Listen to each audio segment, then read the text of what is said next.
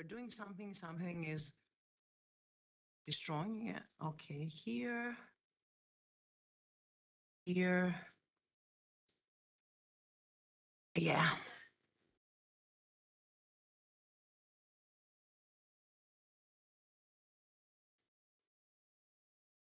Yeah. I think we're done now.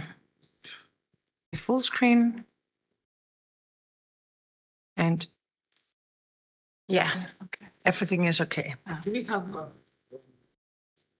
people online? Yes, they are. They are some people online, but I will check it afterwards, okay? Because we're done. We have to start. I will be around if you need something here. You want me to close the doors? Yes, please. Thank you.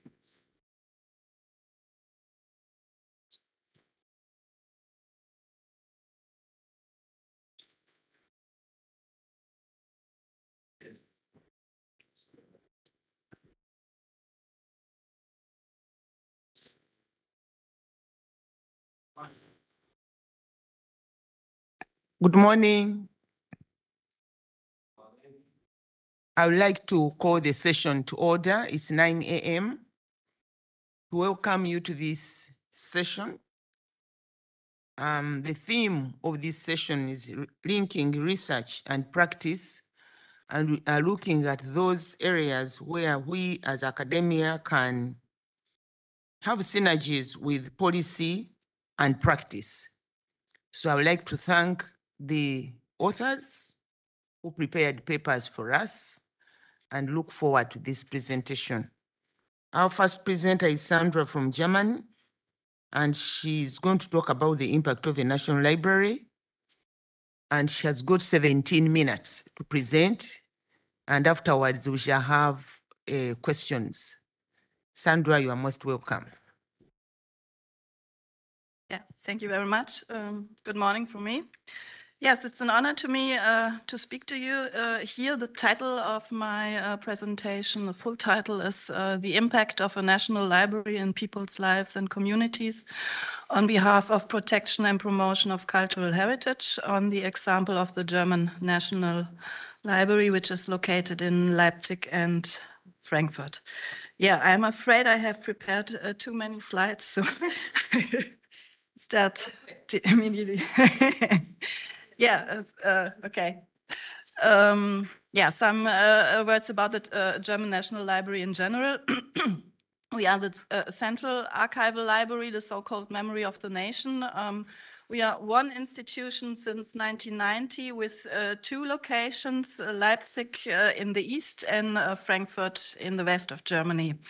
We are a reference library by legal mandate. That means, of course, the collection can only be viewed on location, and this strengthens the importance of on-site usage.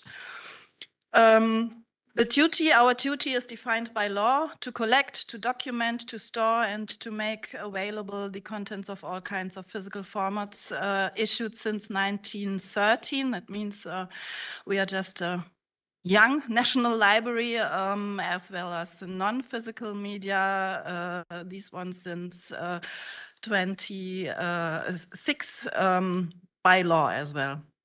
We offer access to German's written, pictorial, and sound recording cultural heritage, and we hold a great amount and also unique content of relevance, accessible at all times, but it's not quite true. It's because depending on opening hours, and we are not just at 24/7. Yeah, a few figures, only two of those I want to mention. We have about nearly 44 million holdings in all, and 10 of these, or nearly 11, still increasing, of course, every day, are online publications, 11 million. Yeah, let's come to the German National Library in Leipzig, which is founded 1912. It is a conglomerate of buildings from different eras and stylistic periods. We have 8 reading rooms there. And yeah, the first historical building is from 1916. You can see it here, the front of this building. And we have a lot of annex buildings, and the newest ones, the fifth one is at the moment in planning. And here you see also the youngest one from 2010. And the other one, 36 and 63. Yeah, a glance inside the historical reading room, the biggest one we offer for humanities. And the newest ones, the reading room of the Anne Frank Schoor Library. This is for exile research, and the music reading room on the right.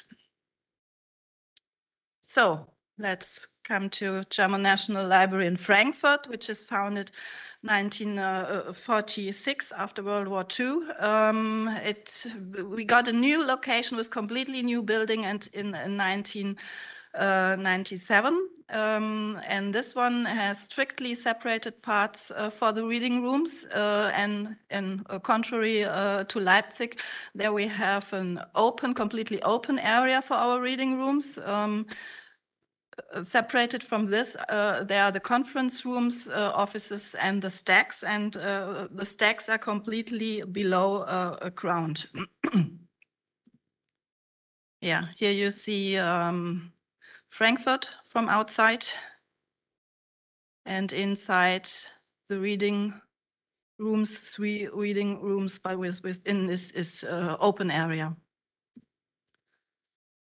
Yeah, a few words to change in general. As we surely all know, there's a rapid change in technology, changing needs of general public, increasing expectations from users, and a more collaborative approach to learning.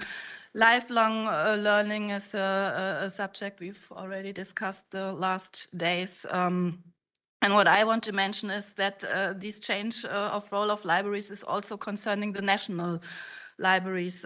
Yeah, and my slogan is innovate to a changing world. And here I found a slide from Netherlands, National Library of Den Haag, which demonstrates to my mind at one glance this change of role in library. On the left side, you see the former times with analog media and concentration spaces.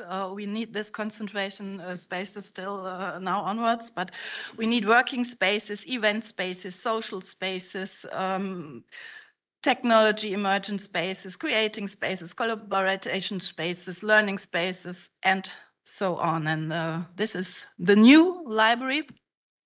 And these new reasons, there are still growing numbers of users in libraries, and maybe these are new reasons, or maybe these are still the old reasons that are again on the rise. We can discuss this. Maybe it's because of the atmosphere of the reading rooms, the impact of space design on intellectual work, the social dimension of reading rooms for motivation, self-discipline, or so-called collaborative loneliness. The return of the library as a real place in today's omnipresence of virtual surroundings, and maybe also a place to be. Yeah, the German National Library has this strategic compass to 2025. At the moment, we are planning the strategic compass for 2035, but this is still valid. We create places for encounters, for research, for learning and inspiration, and yeah, we want to transform areas and create the option for establishing library areas with flexible architecture.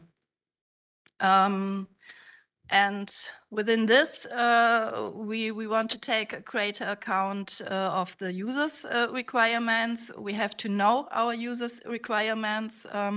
We put our users at the heart of our access services, and we'd like to meet their needs more effectively.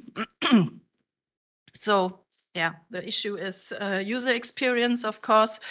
We've also heard the last days a lot of this about quantitative research with representative surveys, and as we all learned the last days, the qualitative research is very important, and we've applied some ethnographic methods, and we think this is very important feedback to understand your audience and to identify the user's needs, and especially the non-users' needs. And also third, library is a theme which we all know, the consideration of cognitive and social components, regardless of the need for information, also for national libraries. We create spaces to meet up, to communicate, to exchange, to socialize, learn, relax, and so on. And for all of this, we need attractive architecture, and therefore we want to increase the quality of stay to get more comfort for our users. But there are a lot of challenges to do this, especially by updating historic spaces to 21st century use, including technical innovation. And the main point for us is that we want to keep the spirit of the original building, but the use of the building, on the contrary, we have this preservation, a lot of preservation orders, and problem can also be the architect law concerning the newer buildings, where you cannot always do what you want to do for your users. And overall, creating identity, significance, and this is especially not easy for an institution like ours with two completely different buildings. So how did we approach? We have had these consultancy service with a design thinking methodology, and at first, we analyzed and determined the character, the identity, the infrastructure, and the task of the German National Library. Then we defined the parameters and specific goals for both locations separately as well as a whole. And with this, we gathered a great amount of data and information about each public part of the library, with participation of staff from all sections. It means we involved a lot of people. And the result is a design manual with new ideas, various proposals, functional requirements, as well as cost estimates. Someone has to pay for it. Unfortunately, this is written here in German, but it's concerning the quality of stay, the functions, and the identity on the right side here. So now you get a glance into the foyer of the German National Library in Leipzig. And you see these colors, anthracite and gold. And at first, we needed a new wardrobe for our library, and we wanted to get a reference to the shape, color, and materiality of this foyer, as you have seen it before. And so we use perforated metal motifs in the new locker doors, which are based on the ornamentation of the windows. And yeah, we also use, of course, a modern locking system, which can be operated by user card. We launched an app for the German National Libraries where you can also use the lockers with, and pins for visitors of exhibitions who are not in possession of user cards. And yeah, this is the result. The pictures that it was not quite finished, but there's also this anthracite color and gold. So we have a lot of further projects, but I think I have to skip this. This would be another presentation maybe next year. But I want to mention, this is important to my mind, some pilot events of the German National Library for non-users, because we like to have new participatory information transfer formats, and we got this in cooperation with the so-called multi-generational house, on site, as well as with the title German National Library on the Road, with our open access virtual collections. And this is set in the spirit of UN's 2030 agenda and the recommendations set out in Citizen Science Strategy 2030.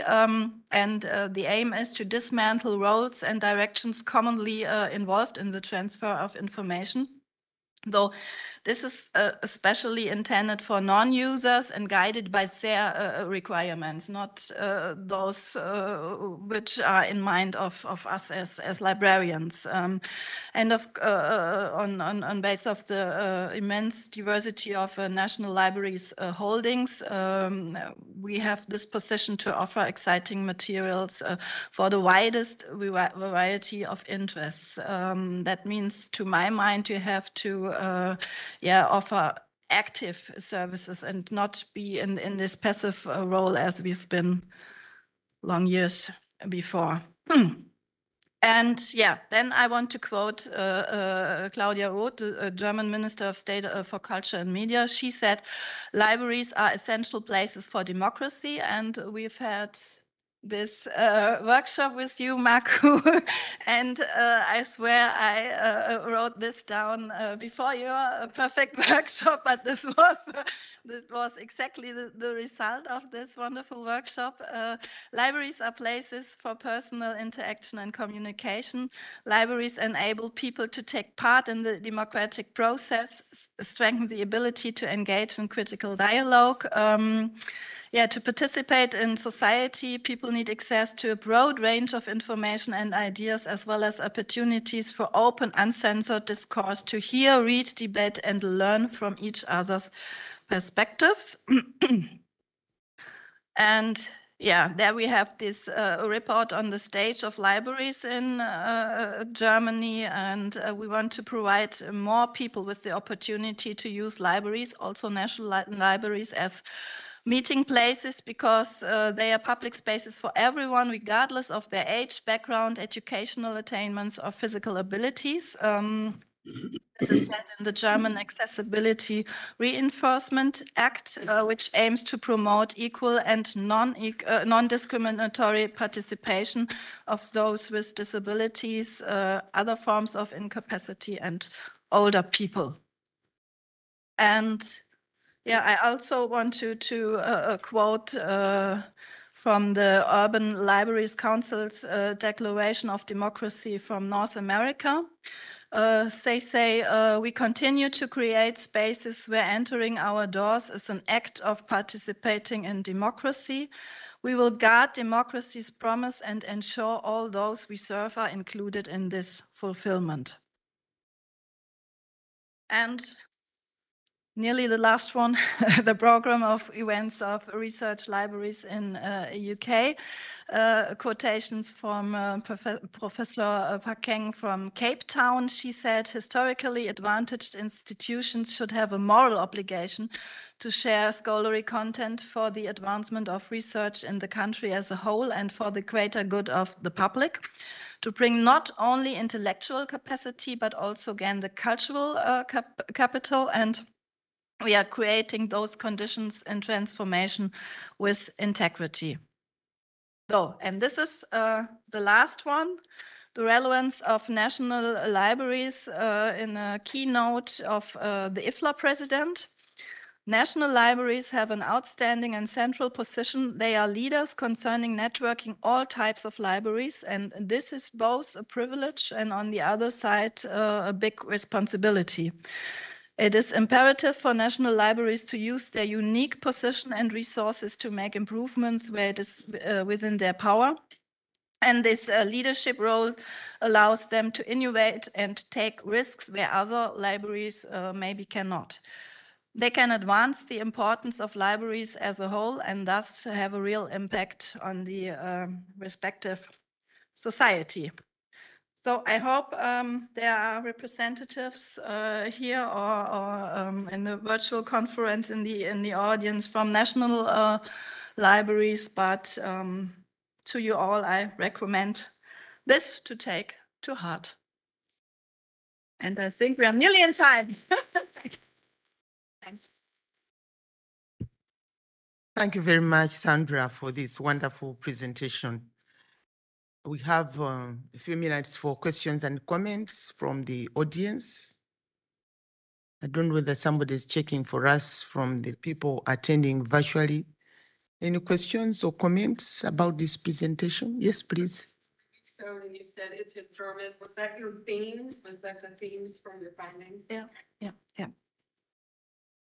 We gathered a lot of information out of the user services, the different areas, all the needs, the identity. Yeah, and this was the base for creating this design manual. It's very nice. I've been to Leipzig and the Frankfurt. I've been to both of those last year. Any more comments or questions? Sorry.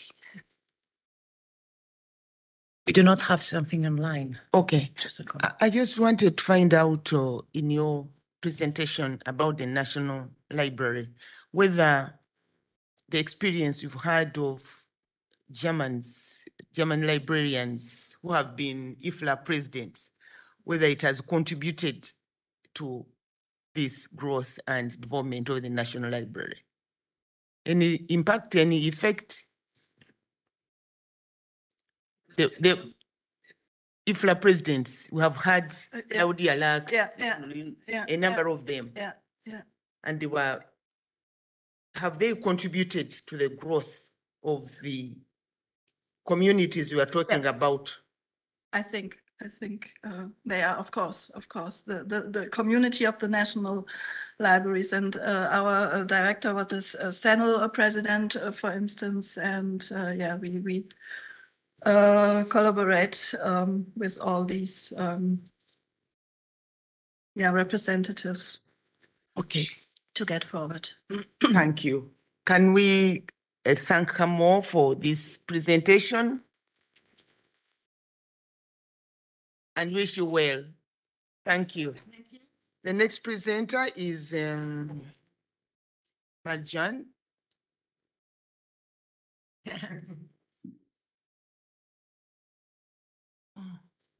We have a disconnection, just 1 moment, because they cannot see us from home. Let me just open it again. First of all, let me find your presentation. Do you have it here, your presentation?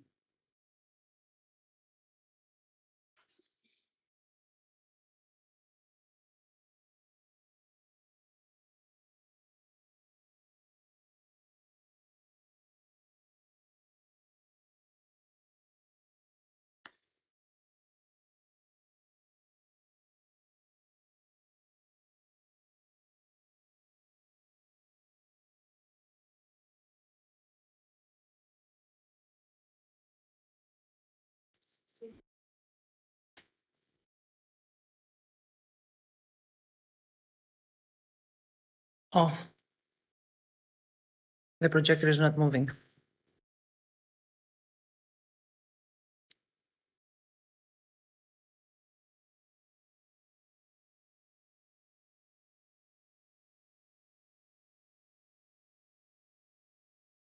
Yeah.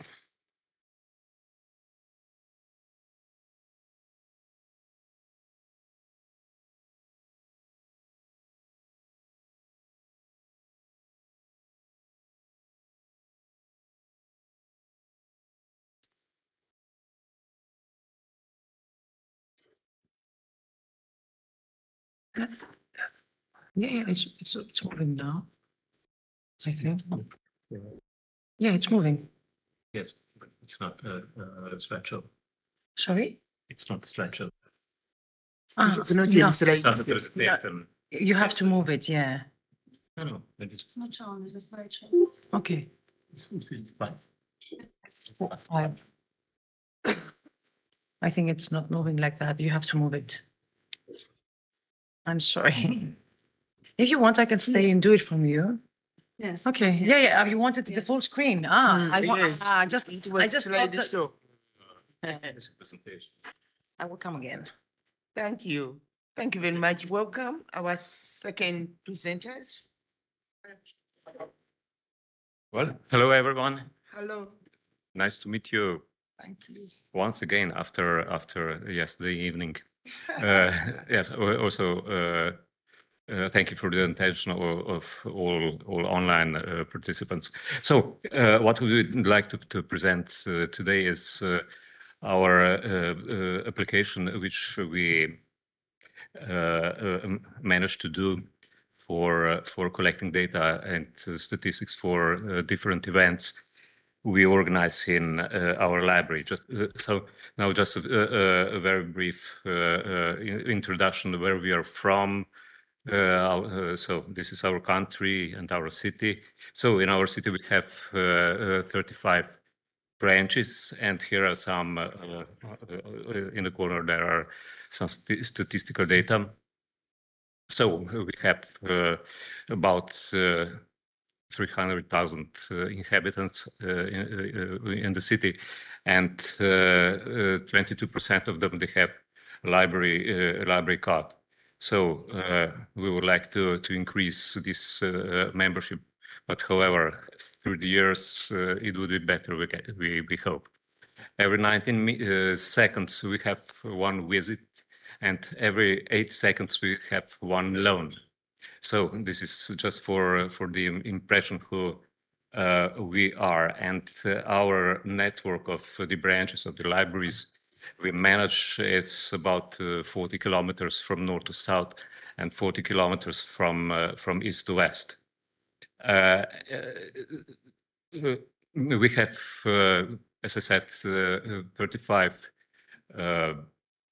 branch libraries and 48 bus stops with a mobile library. So very important actions we organize are the events for our users, for the local communities, and we have 7 events per day. So it's quite a huge number. It's about 2,700 events every year. Now, in the year, it's data for year 2022. But as our colleague Petrusha said, BC, where C stands for COVID, not for Christ. Year 1 BC means to 19. We had much more events. There were like 300 and 600, as I remember. So such a huge number we have to manage in some way, and the performance of these events, 60% are performed by librarians and 40% by our partners. So that's why we choose to implement this application. My colleague Erika will tell you more about. She was a part of this project we made.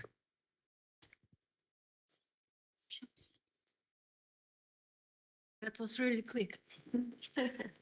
Hello to everyone, and thank you to joining this session. I work in human resource management for the last year, but before I was the coordinator for cultural and educational events for children, and also the coordinator for reading projects for children in Ljubljana City Library. As already mentioned many times before, the library provides free access to a wide range of cultural and educational activities. We are all aware of the significant role public libraries have in implementation of different kinds of activities. There are lots of documents which serve us as a guide for the implementation of the events. They empower us with definitions and guidance for measuring the impact that can be achieved with well-planned and organized activities. Good planning and collecting data of events on such a large scale as we have in our library brings a lot of data that must be collected appropriately, that we can make further analysis and reports based on them. For many years, we collected those data in Excel and Word documents.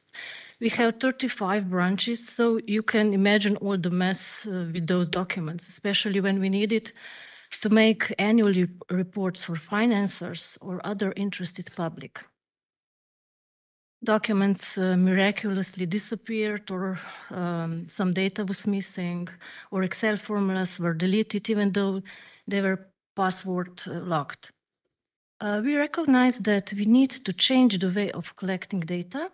So we decided we need a web application which is always accessible and disables the missing data or wrong input of data. The web applications on the market are very expensive and usually are not completely adequate with our needs.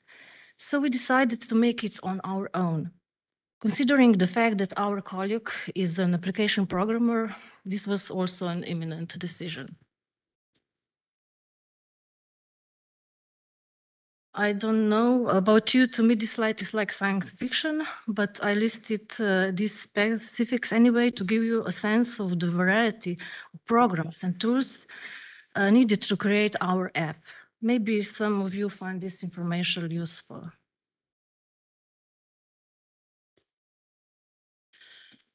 A lot of work was done before we even started programming.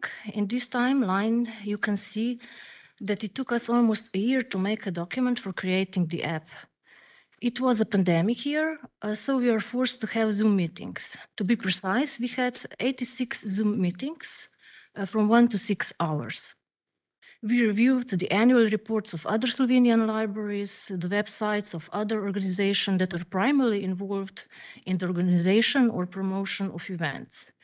We listed all the errors that occurred in the past and wrote down our goals that we want to achieve with the application. Programming took 3 months, followed by 1 month of testing with fictitious data. In 2022, we started to collect our real data and also made a few upgrades. However, since then, this has been our only way of collecting data of library events. Of course, we also prepared instructions for using the application and conducted training for editors and administrators. The application is accessible with a username and password, which we usually use to log in to the office computer or the library intranet. We have three different levels of user types. All employees can view all data. Editors can enter and correct data, but only their entries, and administrators can enter and correct all data in the app. There are about more than 20 employees, about 70 editors, and about 20 administrators. We collect data for various purposes, for planning, promotion, and reports. Some data is entered manually, but most of them is selected from the drop-down menus. We also attach the photos, invitations, or any other document regarding the event. A short description of the event is used for the promotional brochure. We print these brochures monthly with all the events. And the longer description is used for announcement of the event of different websites. The description must be proofread before any publication. We also have colleagues who are proofreaders, and they receive a notification in the shared folder in the inbox with the link to the event, and they proofread it directly in the application. After proofreading, the editors receive a notification that proofreading has been completed. If we organize an event that needs special promotion in a local newspaper, television, or radio, The editors mark the promotion option in the app, and then our PR gets a notification with a link to the event in her inbox.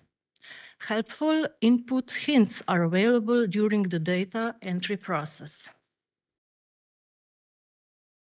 Oh, I apologize for the censored image. Due to Data Protection Act, I had to hide the names of my colleagues.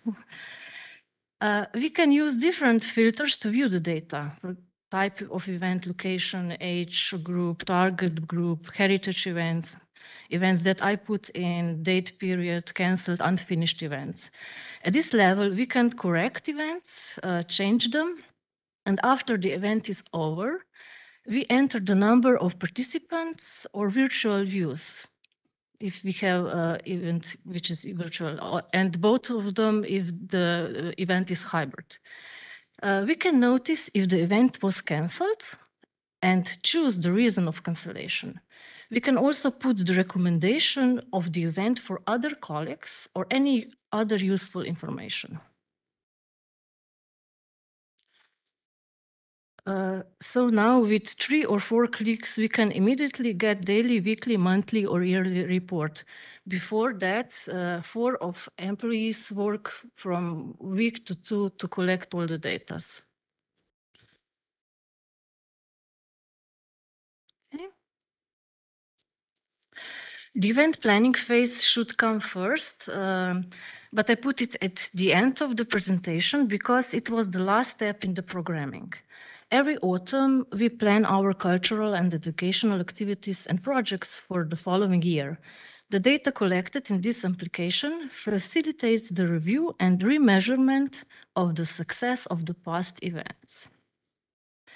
Such applications bring many advantages, but also many changes. We usually don't like changes, whether they are good or not. Therefore, it is very important to include as many colleagues as possible in the application development process and to enable them to achieve exchange ideas. This application is the product, the result of the entire collective and is currently the only way to collect data about cultural and educational events in Ljubljana City Library. So, Marian, will you finish our presentation? Thank you. Well, some words about qualitative impact of these applications. Here are quite all of them. Yes, we have data about active library service for our local communities. And gathering this data is quite simplified, and the data, everything is accessible. The entire database is accessible via MySQL, and in this way we reduced quite completely the different errors and duplications which were at the beginning or in the past. So the data aggregation. The data is aggregated in one place, and including photo, and there are also text corrections, and in this way transparency is guaranteed. So these text corrections are very important because the texts they are used for different purposes. For the publication, Erika told you before, and also for other promotion materials. So of course the report for the decision makers is very important because we can gather data very quickly, and we link this data, quantitative data, also with qualitative research through data we gather with the questionnaires of user satisfaction or user habits. So in this way, we can also plan we see what are the trends, and in this way, this application could be also a very useful planning tool. So in this way, we want to be proactive, and we found the effects of this application really proactive, because we can manage our stuff in this way, and we can manage the library materials as well. So and maybe last but not least, this application is adaptable for different libraries. And not only because we come from the public library, but it could be used in any library which would like to use it, or transform the data which they need and gather and report about. So it's important also to have a link between quantitative and qualitative data through other researchers, as I said before. I think we told you everything about this in short words, but it could be also more longer presentation, but we didn't want to do it. Unfortunately, we haven't translated the interface as you saw, but we are here for your questions, and if you are more interested in this application, we can talk about, or you will have our emails, so we can stay in contact. Thank you for your attention.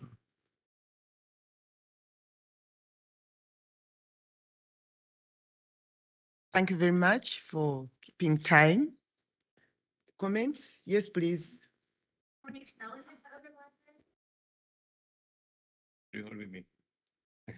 Okay, actually, we don't. But in the future, we plan to do it. But the price would not be in a level of IT companies, I guess. Oh, yes, and it's also depends on how much work would be done for adoption of the application, and we saw in the past that we made one application maybe 12 years ago. Yes, I presented it at Limerick QQML conference, and this application also, I'm speaking now about application of today. Well, depends on what a certain library needs, and any library can have different parameters which are measured, and or which would be recorded. So on this basis, what they will want to collect. Also, in this way, the application could be adaptable, and it depends also from how much updates there would be needed, maybe. Thank you. I have two short questions. Yeah. The first one is you talked about qualitative data, Yeah. but initially you've been collecting quantitative data. So I don't know how the qualitative data is to be collected. That is one. The second one. Okay, maybe I will say. I said this data we gather, we collect with these applications. With this application, we link this data with the data we gather from research with the questionnaires user satisfaction and user habits. So in this way, we make some links between the data we gather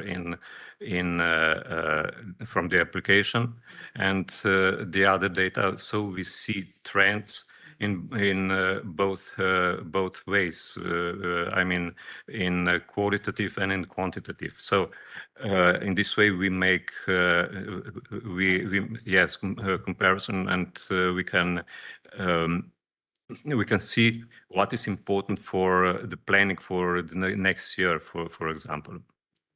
Yeah. And second Thank you. question. Second question, how long can you keep this data, given that it accumulates? How long can we do you know how long? Not yet. Well, actually, because it's year 2022, it was the first year we collected this data in real time. We will see how. Okay, if we speak about 2,700 events per year, for example, the database in the background, I guess, could be quite huge. But we can filter it and show the data, only the data we need. Each end of the year, we close the entries of the data. So this goes to archive and then it's. Yes, the last data they go to the archive, and you cannot change the data, and then of course the database is every day it's longer. Yeah, it was another. You include links to survey results, let's say post-event. Can we? No, the feedback. I think yes, I understand. I think not yet, but we thought about this. Actually, it's not implemented yet, but we will think about because only some of these events we have only a questionnaires for the visitors, not all of them, but we collect and we manage the answers of the visitor, especially when we organize events, educational events, not presentation of the book or something like that. But when we organize the educational events, there we collect also the data about opinions of the visitors, and we thought about how to connect this or implement this in this application. For the first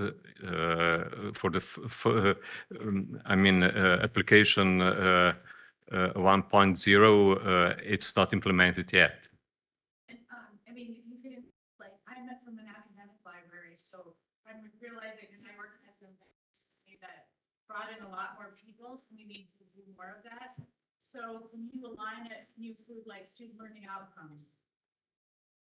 That the event. It's for application 3.0. Yes, it would be very useful and effective to have all this data in one place in the future. Of course, it's not yet, but I will not promise you when it will be. It depends from our colleagues in IT. Yeah. Thank you. Once again, we thank you very much for your presentation.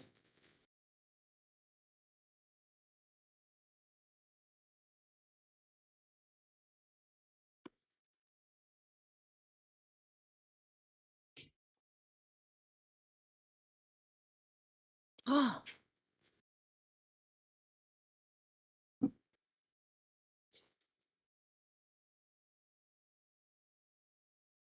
Sorry.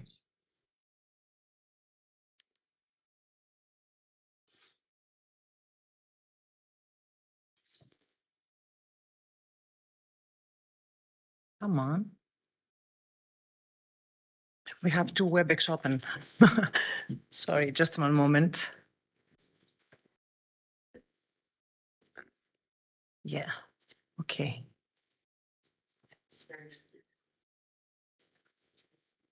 Let me just see if we have any questions. I need something. Yeah.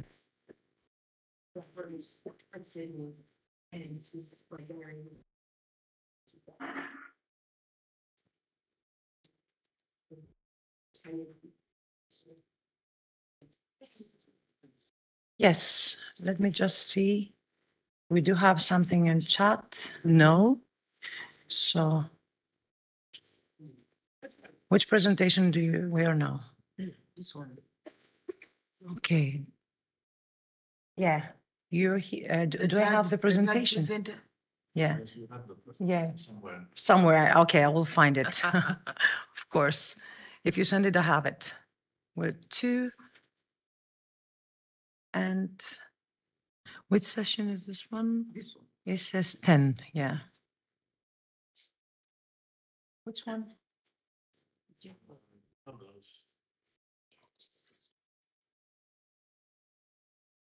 No.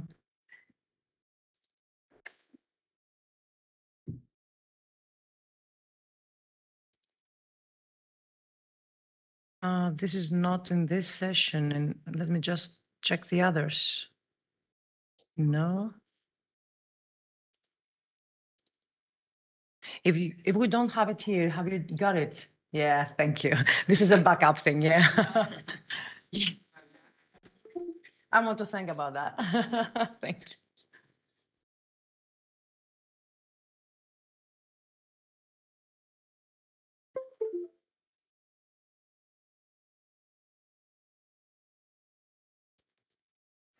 Yeah.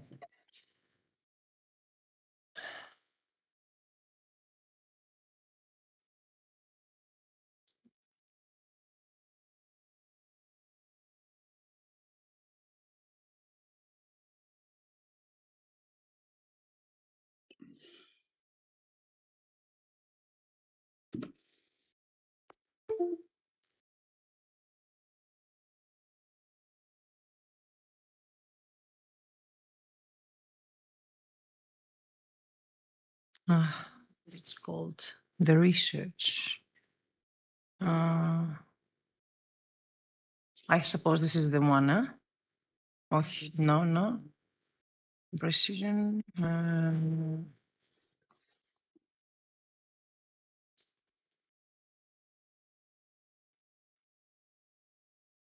No, No. Where is it? the first one. Where is it? This one, no. Where it gone? Can you see it here?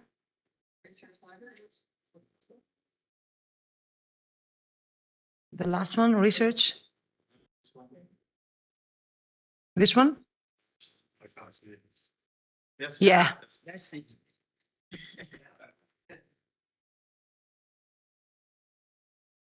Yeah. Good. Good. Yeah. You're just moving it just from here. Thank you. Thank you very much. Thank you. Welcome. Welcome, our third presenter. Yeah. From Denmark. Yeah. Yeah, nice to see you again. I saw some of you last night. I want to welcome you to the Danish presentation, Research Library as an Educational Hub, which is a project from the University Library of Southern Denmark, provided by myself. I'm Måns Krause, and my colleague Jakob Holk, who is present back there, and our Greek employee in Denmark, Eugenius Vlachos, who we left in Denmark. Yeah. Yeah, I guess he has been here before, but we represent the University Library of Southern Denmark, a multi-faculty university with 40,000 students all in all in various locations. And we have had an interest in our services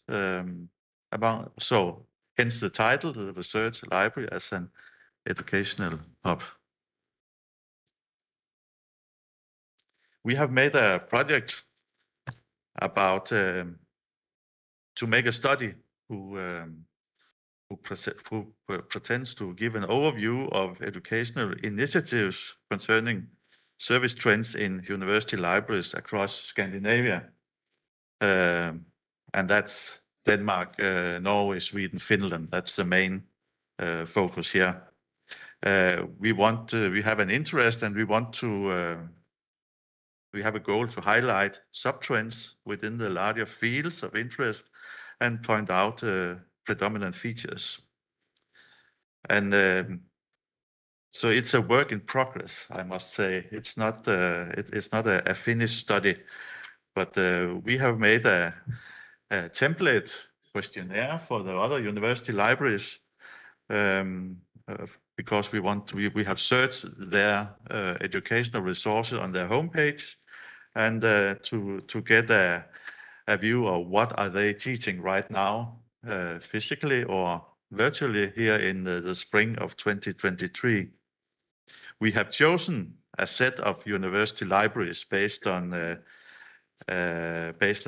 ranking, three rankings of who ranks the 20 best Scandinavian universities.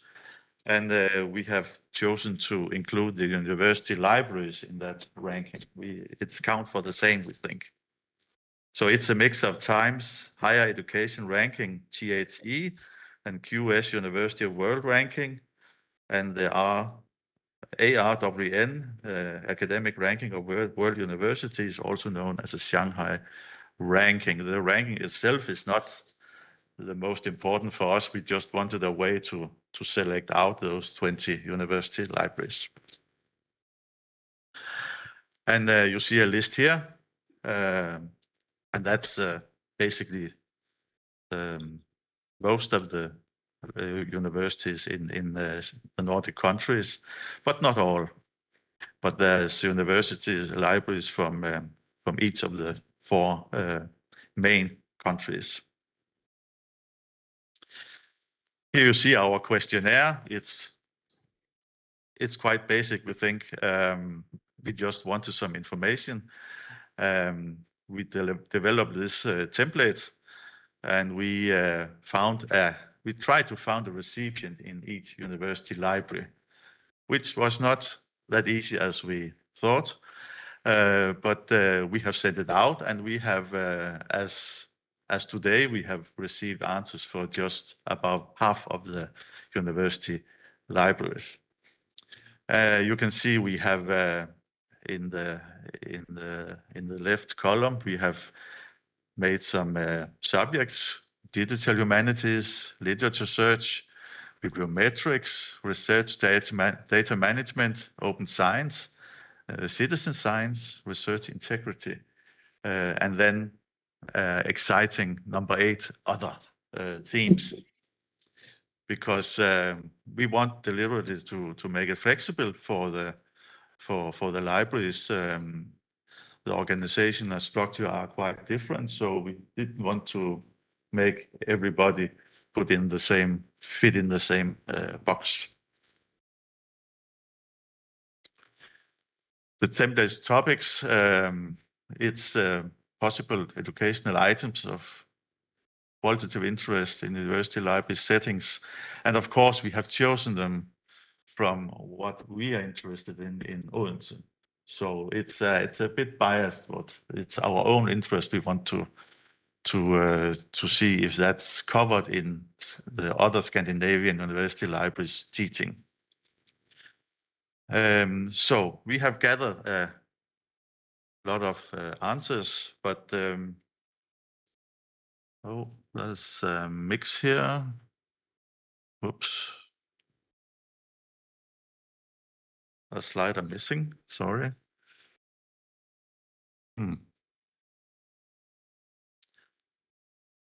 Yeah. Okay. We, yeah, sorry. Challenges. Very fitting. It's about challenges, apparently.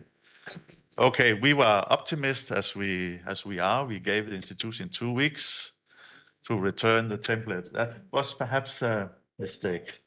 But we received many kind answers. But of course, it was different. Some answers quickly, and we got what we wanted. Other university libraries, oh, we can't answer that. That would take, we have no overview ourselves, our educational initiatives. It will take months. We can't do it right now. And, but nobody said they won't do it. They wouldn't help us. They found it interesting. But we were surprised of how little overview the different libraries had over their initiatives. So in some way, we think it's a good project. But they're very different from one university to another. And of course, we made an effort in sending this questionnaire to the person at each institution who was supposed to keep track of these things. But library is a complicated organism, and our mail circulated around, and but around many kind people who didn't know what to do with it. So it tells us something about this is relevant.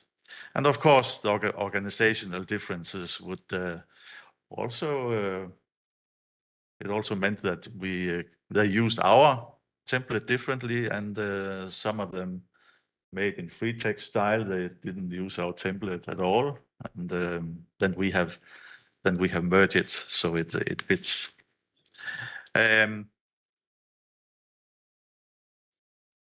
We have the university library's profile is of course dependent on the host institution's need and demands. What kind of faculties are there? Is it multi-faculty or is it a single faculty? So of course it will be a complex answers. And of course also the combination between the institution and the library can also make a difference in how much this is a priority in the different university. So it's a bit more complicated than we thought first. We have, of course, not two are just alike. We knew that. They have their profiles, and but of course that was why we added the row number 8 other to fit this challenge, and the number 8 was used intensively in the answers. So, but also the main purpose was they should give us their view on these things. We didn't want to make it very specific, and so it's okay that they use it in that way. But it's still early days. There's still a lot to do. We have to, as I mentioned, we just got the answers for about half of the universities. But what we see, preliminary findings, is it could be this, that 64% of the courses they teach are now in digital form. And of course, this is post-COVID-19, which of course has something to say. And only 12% is in physical form, and quarter is hybrid, both. And I guess nobody here will find that surprising. That's how it is worldwide, I think. But now we can document it for our sample universities, libraries in Scandinavia.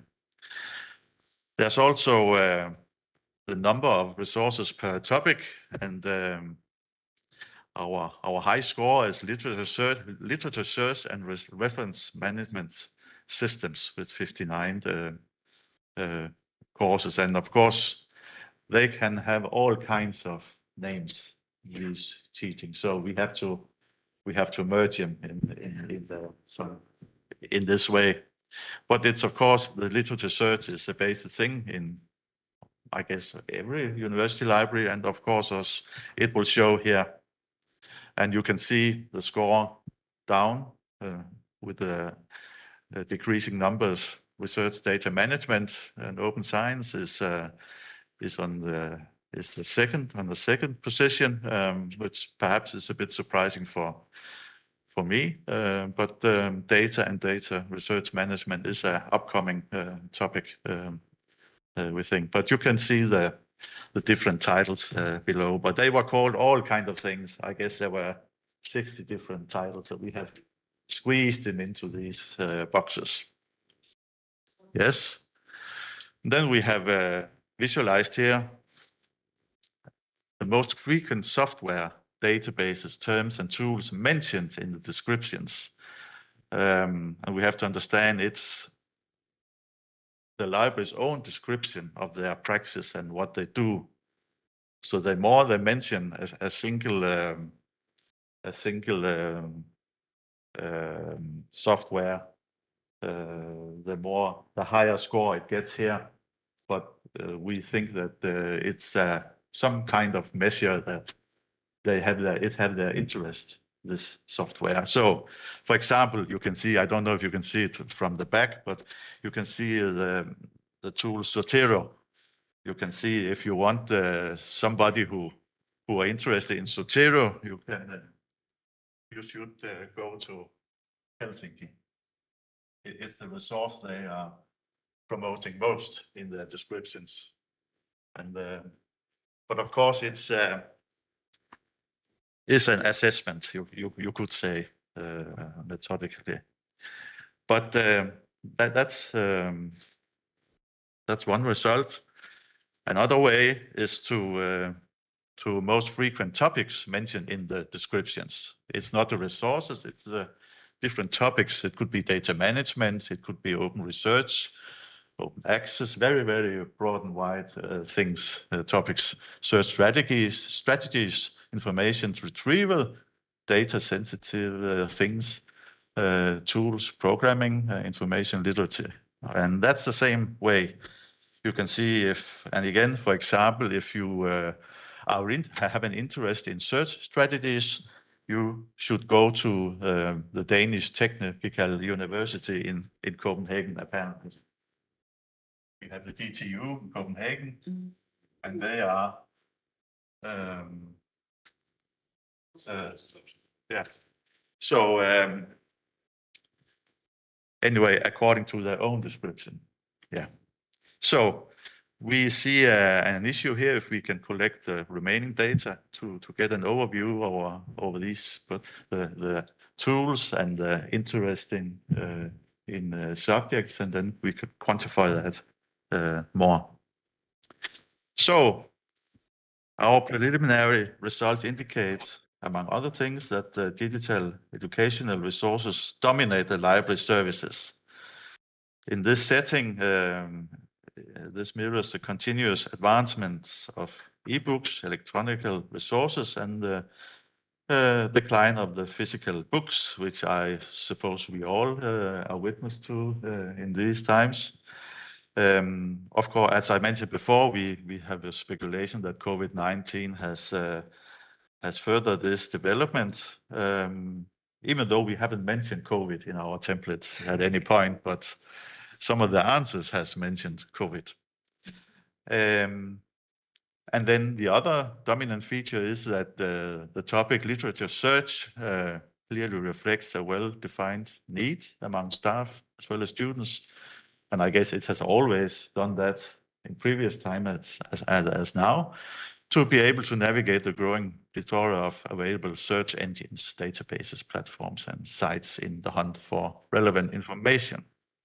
So that's where we are just now. We hope to gain more material and to implement in our own organization, but also write articles about this to present the results in a bigger forum. Thank you for listening.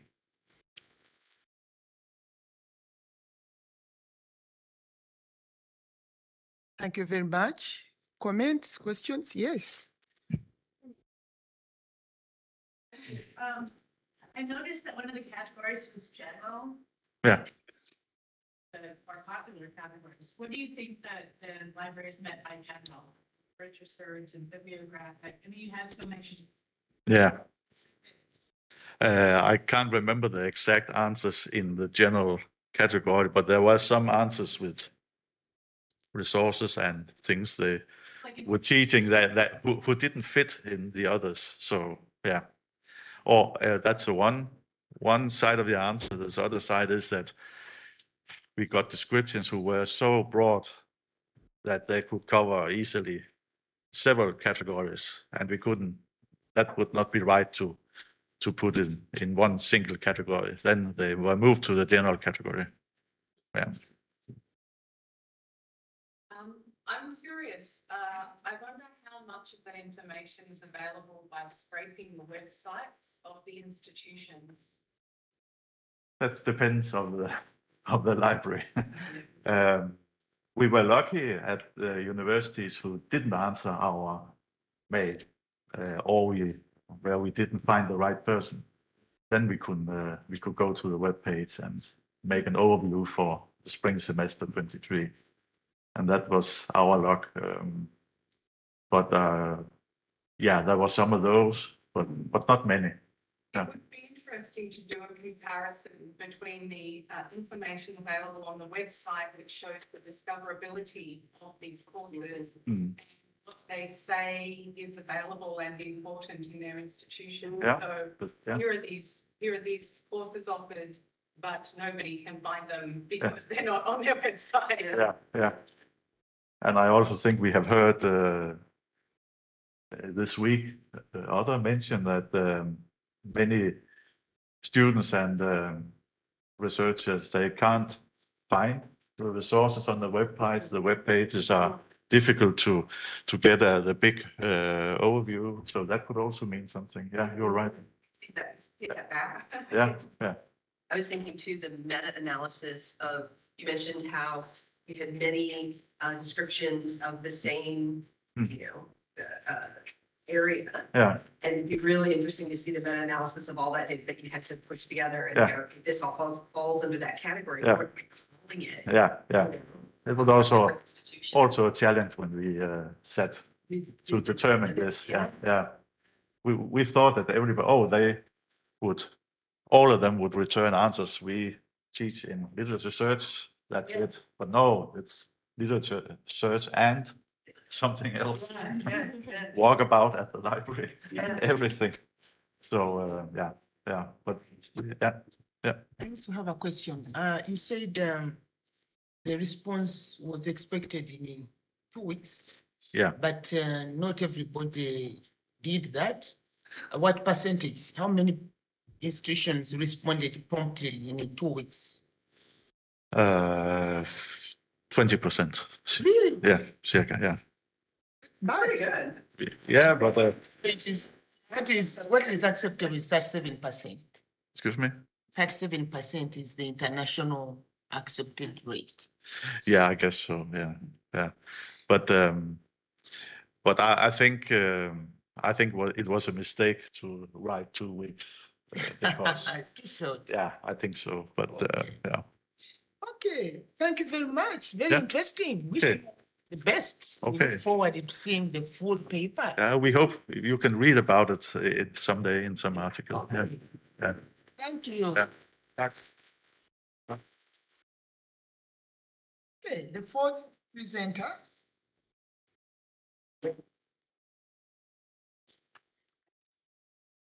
Which is the one? The informant. This one. No, one over, no? Here, Nope. yeah.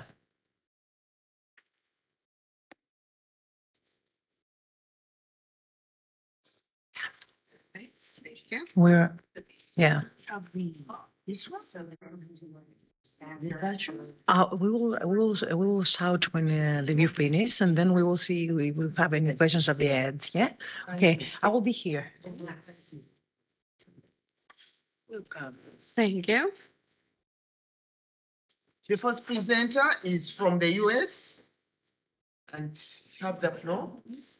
Hi, I'm Dr. Melissa Johnston. I'm a professor of school librarianship at the University of West Georgia in the U.S. My research area is school librarians as integrators of technology. And this is about one of my current research projects, which is using a key informant interview method for needs assessment research. Let's see here. No, where do you go? Here? No. The arrows on Arrows? Got? No? Mhm. It's your computer. so- Right? Let's try now. Up and down. There we go. So needs assessment research is a systematic approach to studying the state of knowledge, abilities, interests, or attitudes of a defined audience involving a particular subject. And this is from McCrawley in 2009. I use this method to conduct needs assessment research of school librarians in supporting STEM education in their schools, science, technology, engineering, and math. So I followed the needs assessment process as defined by McCawley, which is determine objectives, define the target audience, and collect the data.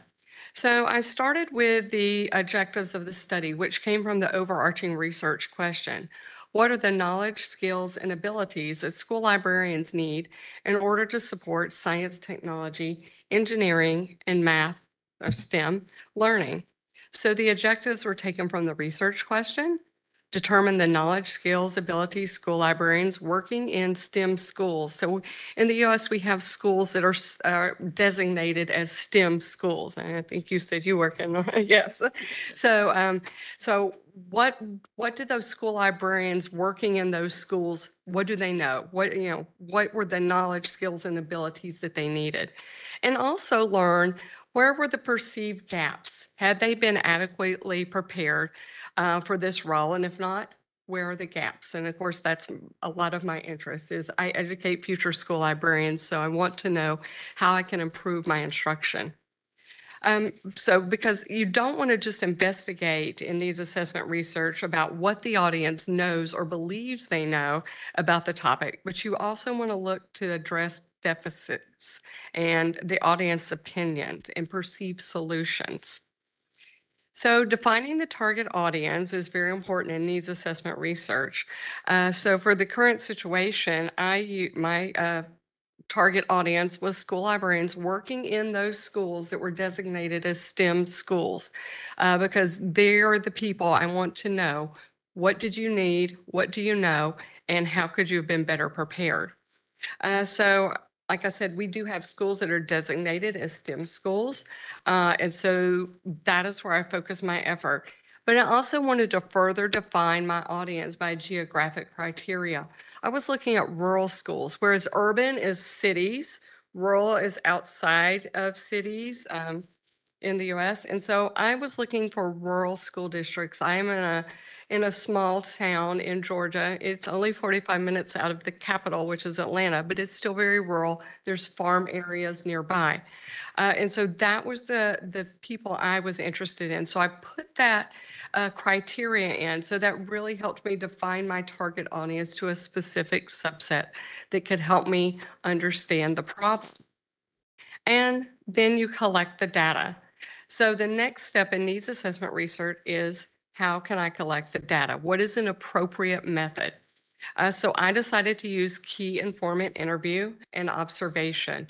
It's not a linear process when you do needs assessment research. It's iterative. And so what you learn from your observation may guide your interview. What you learn from your interview may guide your observation.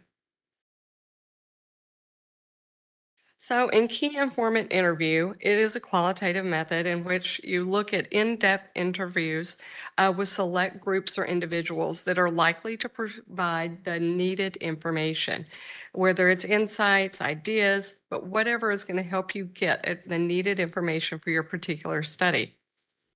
So I told you how I had set. Selecting the key informants is very important, and that you'll see when we get to pros and cons of the method that it can go very wrong. So you want to have a step for your method so that you can mitigate any challenges that might arise. So in the case of this research, And I have used this method in other research, but so it is wide. You can use it in all kinds of libraries, all kinds of research. We're all the time doing needs assessment, and I am a former librarian too, so I know that you can be using it there as well.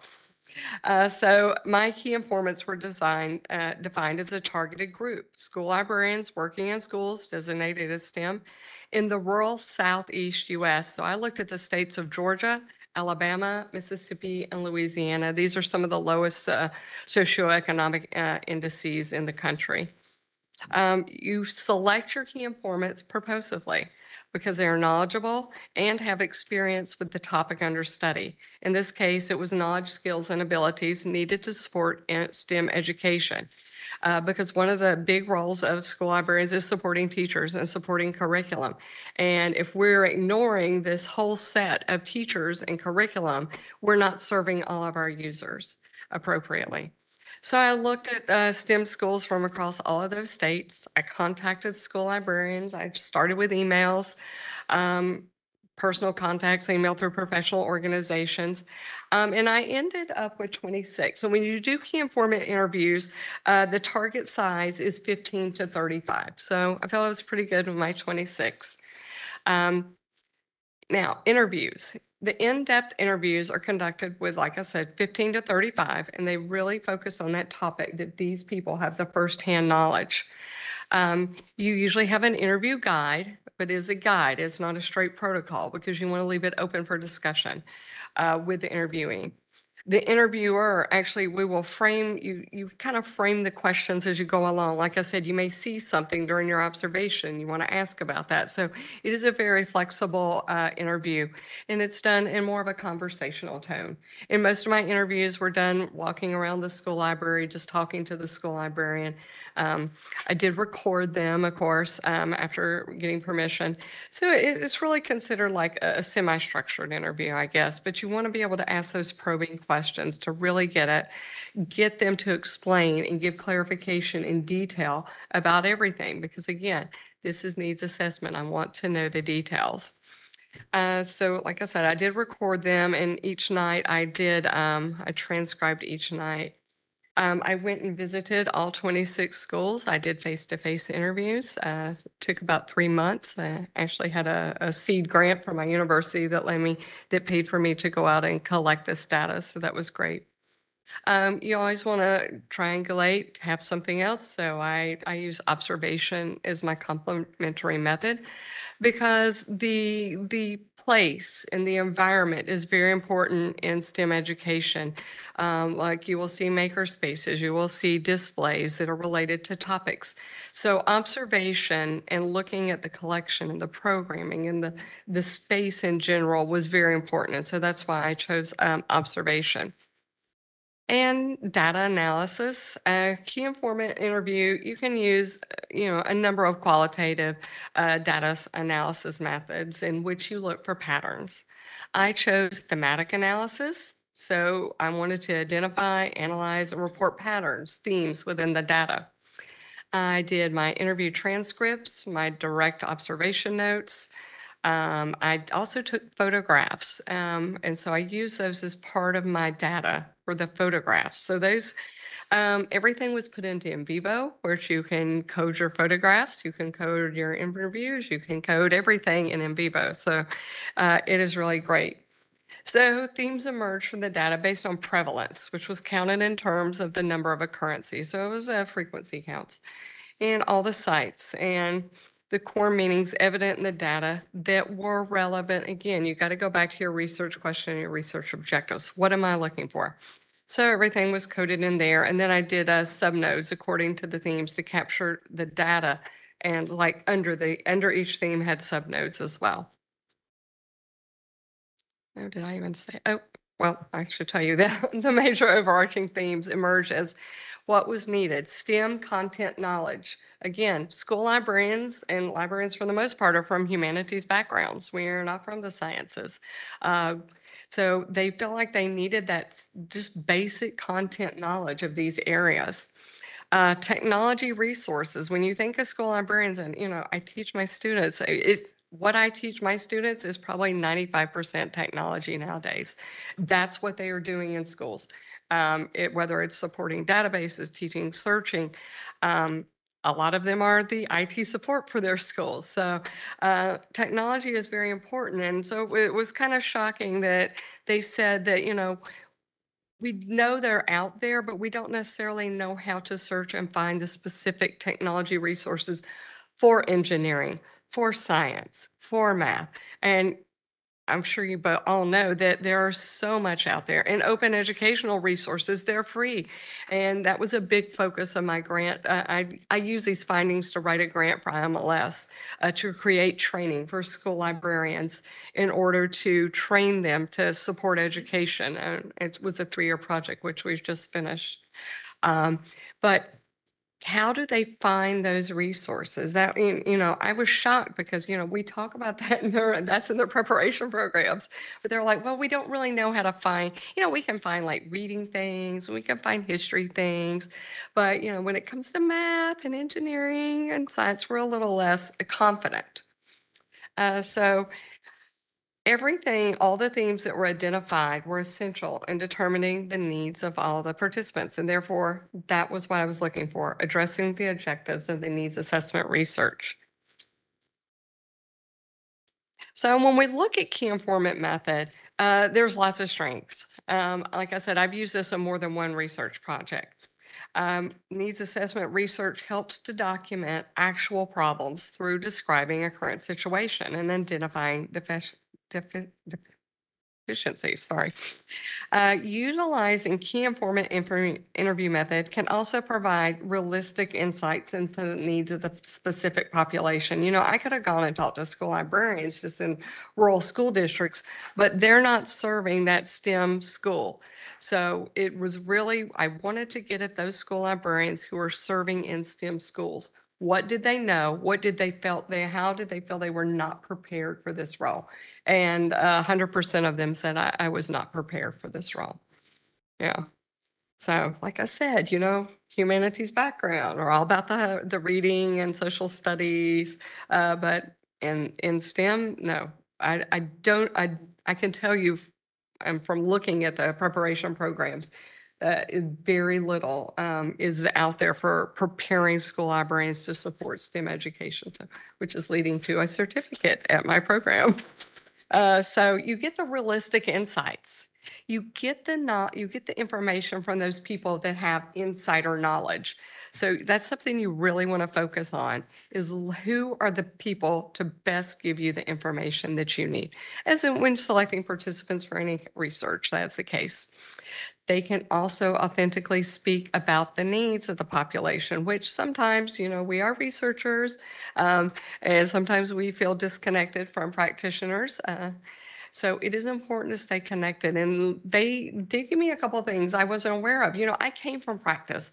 I knew it was a problem, but of course you have to document it. You have to show that it's a problem. So, you know, but there were some things that popped up that I thought, hey, you know, I hadn't thought of that. So that's always good too. And it's good for connecting back with practitioners. A lot of my research is working with school librarians in schools, but there is a time as researchers, we do become less connected with practitioners. So this is a great method. You know, I went out, I spent time with them. You know, they even would take me to lunch. I took them a little gift bag of books I got donated. So in key informant method is really about establishing that repertoire too with your participants. Yeah, so that they feel comfortable talking to you and they'll walk around and give you the details you want. And, you know, you might get some opinion in there as well. Librarians tend to have opinions. So you do get a lot of that, but, you know, you have to weed through the opinion. It's inexpensive. I mean, and nowadays you could do virtual interviews, as my colleague is going to talk about later today. And you could have them, you know, use the camera, walk you around their library. So it is a very inexpensive method. So you could do this with really little to no funding. So that's the great thing about it. There are limitations to using this method. but most of them can be mitigated if you follow a standardized step-by-step process. First is the selection of key informants. This is the most documented limitation of this method. So you really want to focus in when you define that targeted population, impose the criteria, know who is going to be the best people to give you the information. So set those criteria and look who can contribute to that. Another limitation is that the influence given by the informants. This can be also mitigated through the development of having that interview guide, but also being flexible. And something else I put in to help with this was member checking. So after I had transcribed their interview, I sent the transcript to them and said, is this what you meant? Did I miss anything? Was this sarcasm? That sort of thing. So member checking can really help mitigate that as well. And of course, it is self-reporting, so you have to take that with a grain of salt too. They're telling you, are they going to tell you what you think you want to hear? And I'm like, no, don't tell me what you think I want to hear. I want to hear what's good, what's bad. Again, I think a lot of it by developing that repertoire with the participant can really go a long way with this too. And then they go, well, I probably shouldn't tell you this, but I'm like, yes, yeah, I do want you to tell me that. And finally, is with any, like I said, with any research, this is self-reporting. You're going to get interview opinions. You're going to get their perceptions. But I am fortunate that I was a school librarian not too long ago, so I can kind of weed through what I think is opinion. And the member checking too, I would just ask, is this what you meant to tell me? So that really helped as well. So any questions for me? This is my email, my Twitter. Yep.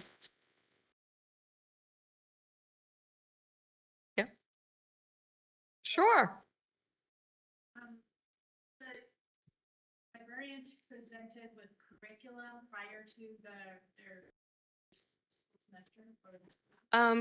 It depends. It's school by school, and it usually requires a proactive effort. I remember when I was a school librarian, I would email each grade level, can you please submit your curriculum chart for this semester? But yeah, it is a proactive effort. Most schools do have a curriculum chart, but whether it's given to the school librarian, it's by school. Sure. Okay,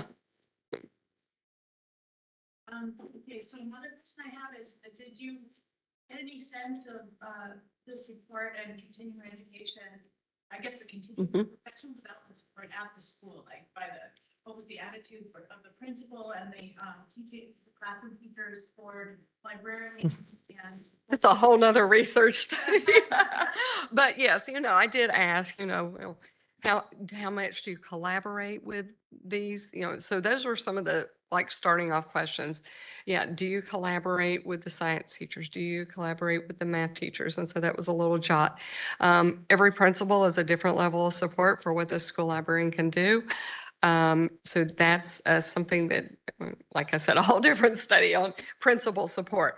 But a lot of them, and I did ask about professional development as well. Have you had any professional development in this area? Because they send the math teachers to the math professional development, which they're given the list of suggested books. I'm like, you gotta ask to go, but it usually comes down to the school librarian making that proactive effort, saying, hey, can I go to that too? So. It seems like in the school librarian associations, it might be a good STEM roundtable or subcommittee. Is there such a? There is not. And so, like I said, this is really the only research in this area that's even, so like I said, because IMLS was very happy to see that people, that's Institute of Museum and Library Services in the US, and they give money for training librarians. And so I took this data and I applied for a grant. And so I did provide the professional development, And so it has resulted in modules that are going to be made free for everybody through Creative Commons this summer. Yeah. Assuming I get them up there. Yeah. I just had one question related to your comment that the much all of the librarians came from humanities backgrounds. Is there actually a degree path or program that takes people from science degrees to teach a librarian? In the US, to be a teacher librarian, school librarian, you have to have a master's. And so I do know of a couple that, I know at the University of Buffalo, they've started like trying to partner with undergrad programs and to draw those people in. And every now and then we get a science background person or a math background person, yeah. It's developing, but it's not well established. Right. People can see, oh, okay, I can go from there and I can get here to teach the librarian. Yeah, most of the school librarians have been a teacher first, and then they make the transition. Yeah, Similar, that's true. yes, yes. Great.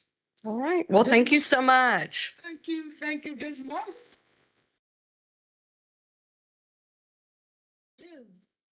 We are supposed to have the virtual presenter. And Vicky is supposed to be here to find out. That's why I did mine. Let me check. Oh, okay.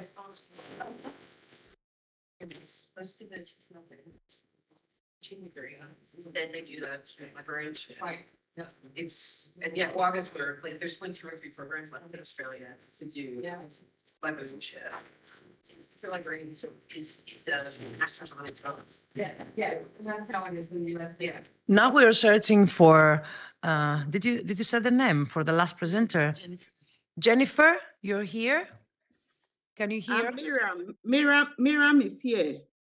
My paper was added last minute on the program. Maybe you have to see the presentation. Maybe I have a virtual one for her. Maybe just check. Yes, it's a virtual one, please. Yeah. And yes, maybe I have the presentation already here or a video or something like that. Yes, please. Yes, please. It is on video. My internet is really very bad here. So Auntie asked that I send her a recording, which I did. So I hope you'll be able to play it. SS10, huh? And yeah, assessing. No, Bob's going to answer a question about professional organizations. no, Even in ISO, but we do have to program tables, there's not one. no. Yeah. If she's not here, maybe we're done. No, I am here. Hello. Yeah, and let me Hello? just check if we have any questions. Hello, can you hear me? Yeah.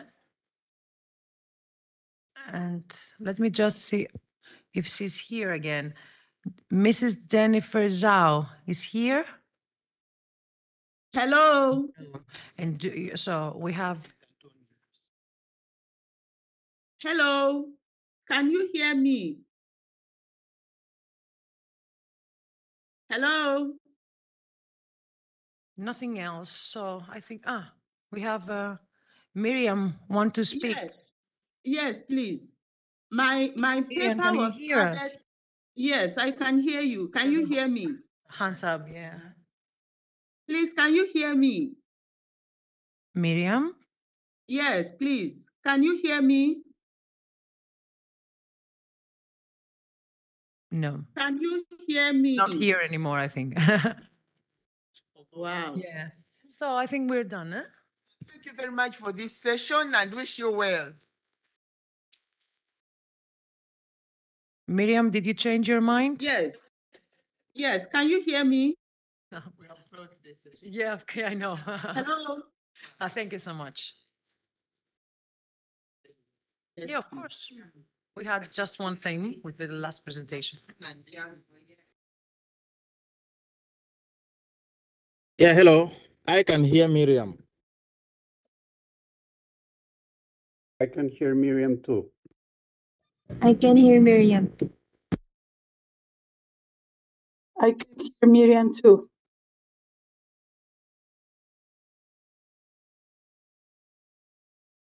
Yes. Please, admin, please, can the chair hear me? I am supposed to be doing the last presentation. If there is a comment, sent can you my- write it in the chat because I cannot hear Yes, I you. sent my And I can see that you want to presentation share to something, Auntie. but I cannot hear. Auntie.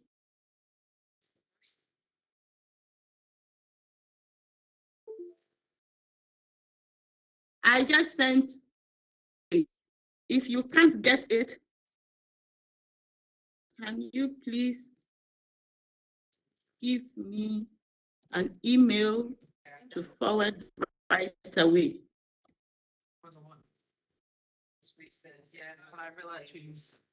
Yeah, they can hear her, but the host, yes, we can't. But she can hear us.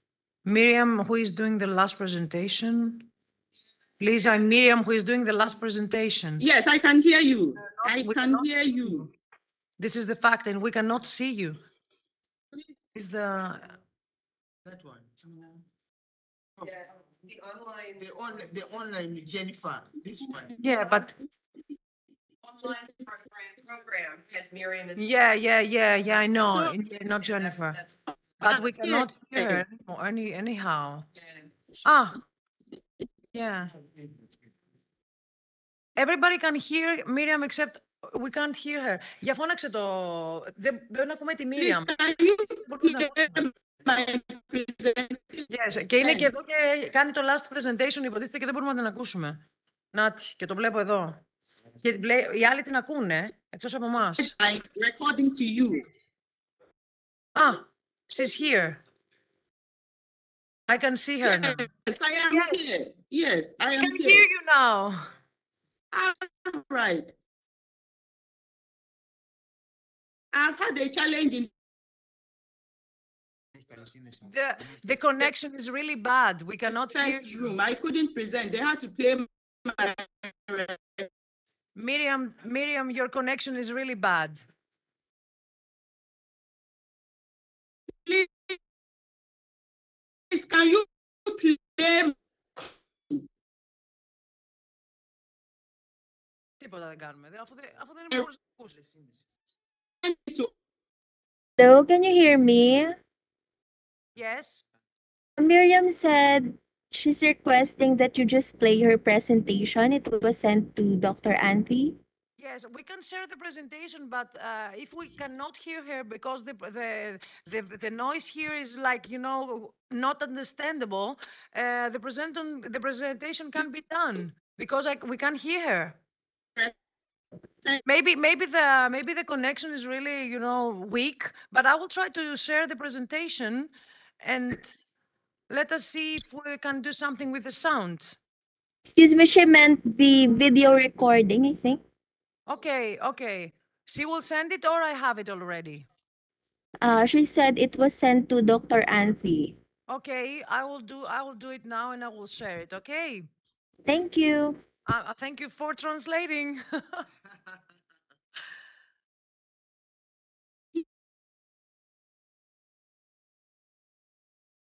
This is Miriam.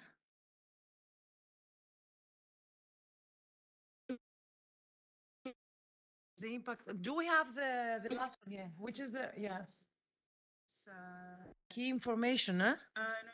What? It's impact. Yeah. We already have this one, but it's just a presentation. It's not a video. Let me just see if we have a video too. Yeah. That's the problem of. Yeah, no. So many challenges. I do have the presentation. If you Please, can a hear video. me, but I do not have something like a video. I'm going to ask Anthi and I will be back in 1 second. I'm sorry. Please, I sent a video too. Nobody's fault. It's just hybrid. Yeah. hybrid. Kindly ask her. Otherwise, can they please send me another email to forward it right away? Please. Are you asking for the email of the host? Is that right? Yes, please. Yes, please. In Okay. case they can't get it from Auntie, can I just forward that right away? They should send Okay, I'll tell her when she comes. the email in the chat. Right. All right, thank Okay. you. Okay.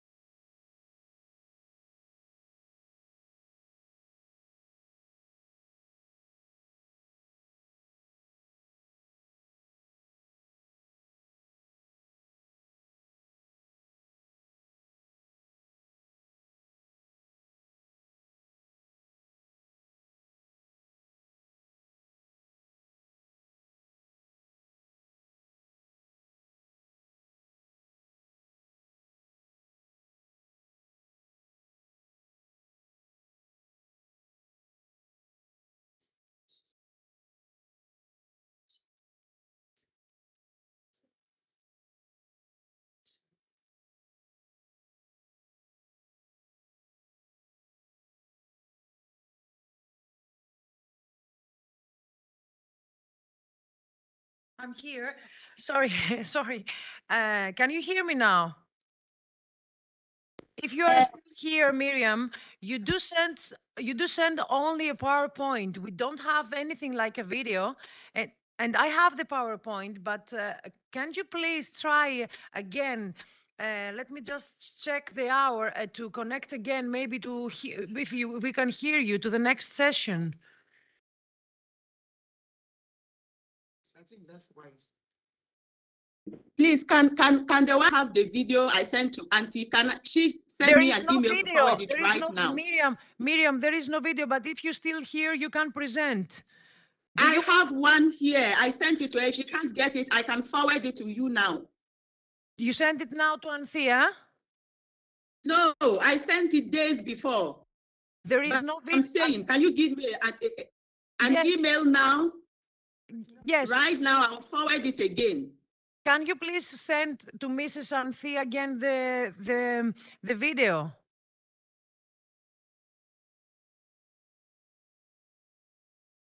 She's now clear, but she can present it. I am sending it to her right away. Yes, I will put her to present. But if I find the video, I will put them. Yeah, but it's okay with you. But I will do my best. Also, you forgot to put. Please, I just sent it. I've Maybe just sent it to Auntie again. Can you see it? I just sent the video to Auntie again. Okay, I'm gonna check if it's there, or otherwise I will play it in the next session. Okay. After 20 minutes. All right. After 20 minutes, I will play it in the next session. Please wait. I'm coming back. All right. Thank you. Exercising. I know.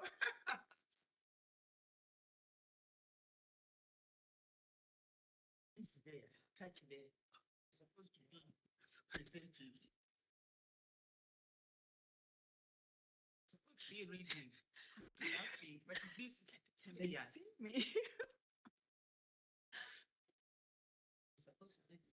Okay. Oh, she can see that we have fun.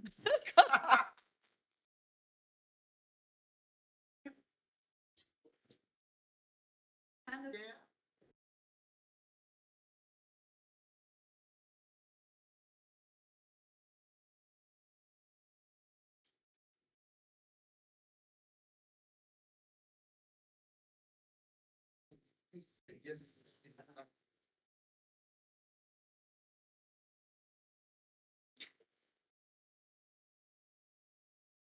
Sandra.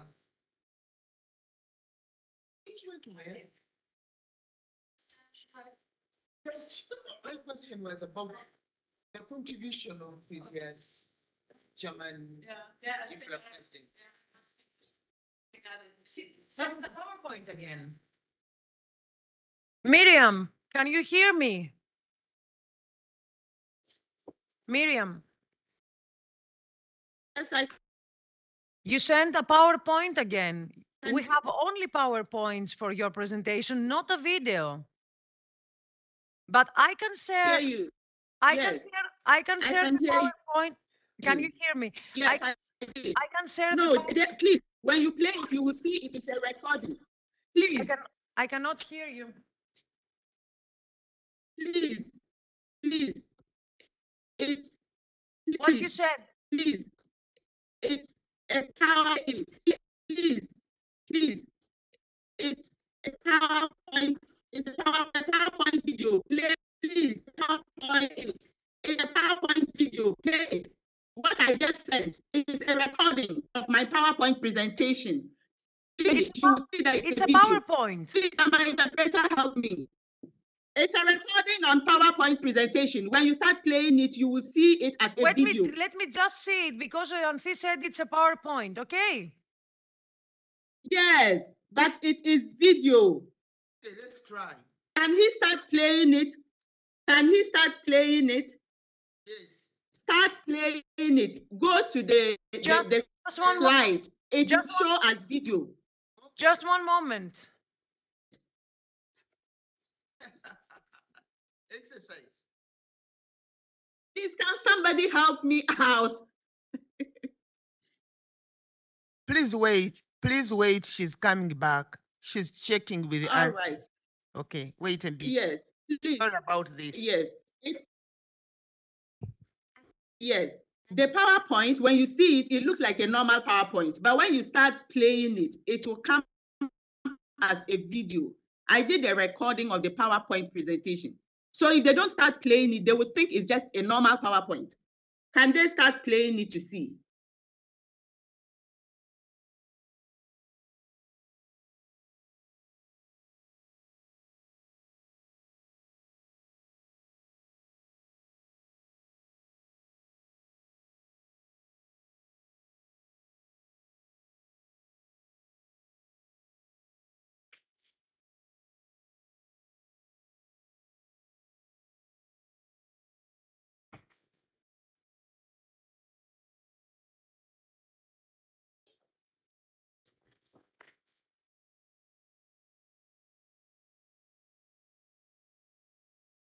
Miriam, can you hear me? Yes. Okay, the presentation, Anthi sent you an email just right now because those files you are sharing with us need permission to be open, and we do not have that permission. That's why it seems to be a video on the presentation, and we cannot unlock that video. Anthi sent it to you by email now. Yes, so I have granted it. Has she sent? I haven't seen a fresh one again. Let me just. I have your presentation in a.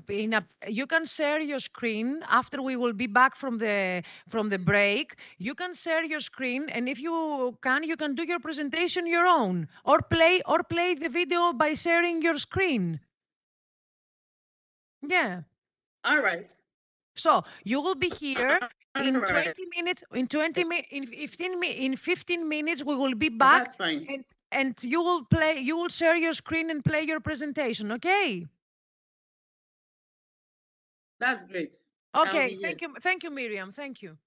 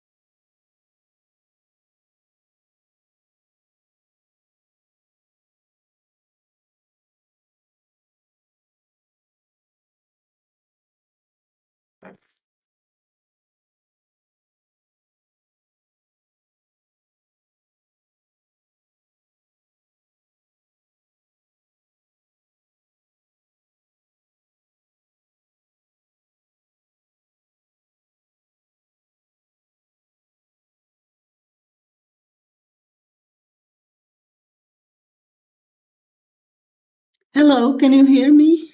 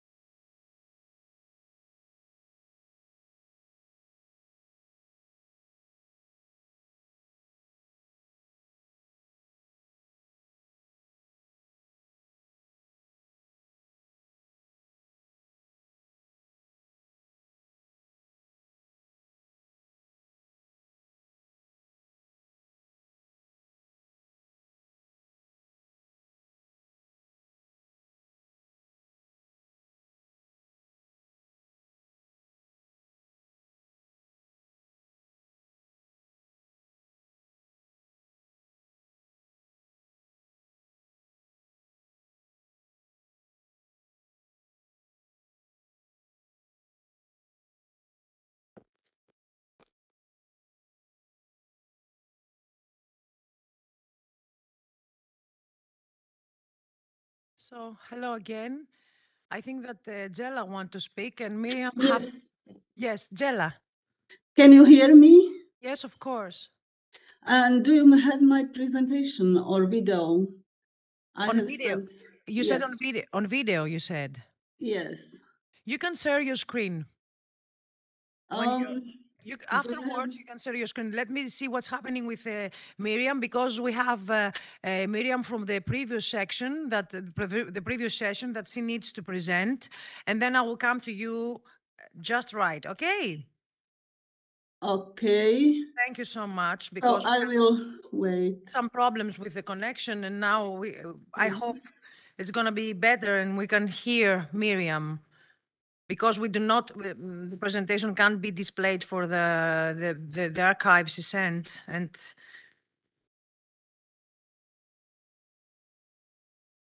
Yes, please, I'm here. Miriam, yes, you're here. Yes, please. Okay, do you want to share your screen, please? Yes, please. I will share the video. Thank you. I hope it plays Just well. Yeah. just play the video, and then everybody is here. So we have Miss Miriam Linda Aweri, and she will share her screen to play her presentation. So Miriam, yes, great.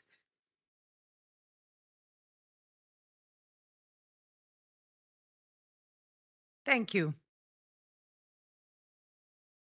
Yeah.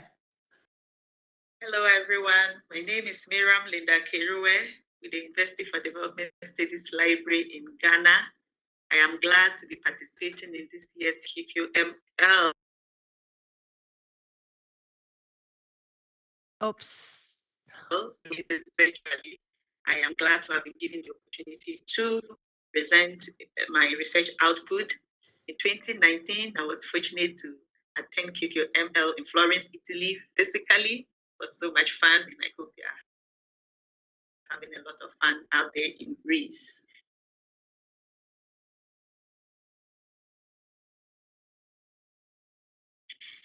Out there in Greece. Presenting this paper with 3 other colleagues from Ghana. The title is The Impact of Misinformation and Fake News on the Country. And this will be the outline of my presentation. You all agree with me that the evolution of ICTs has brought about a surge in the incidence of misinformation and fake news, basically because of the opportunities that ICTs give us to be able to create and disseminate information so easily. That's led to the information overload, and so everybody can just put out there whatever they want to. So what is misinformation in this research? Misinformation refers to any inaccurate or false information that is spread intentionally or unintentionally, whereas fake news refers to intentionally misleading or fabricated news, stories that are designed to mislead people. So the difference is that with misinformation, sometimes people can actually ignorantly spread information that they haven't authenticated without malice. But with fake news, it is always intentionally done. It is well planned, and there's a motive behind doing it. Misinformation and fake news can take many forms. It can come in the form of viral social media posts, in form of clickbait headlines, false narratives that spread quickly through online networks. And the spread of misinformation and fake news can actually have serious consequences for public opinion, for politics, and for academic research, as these can usually distort the facts, it can erode trust in institutions, and undermine the credibility of research. While these issues are often discussed in the context of politics and public opinion, they can also have serious consequences for academic research.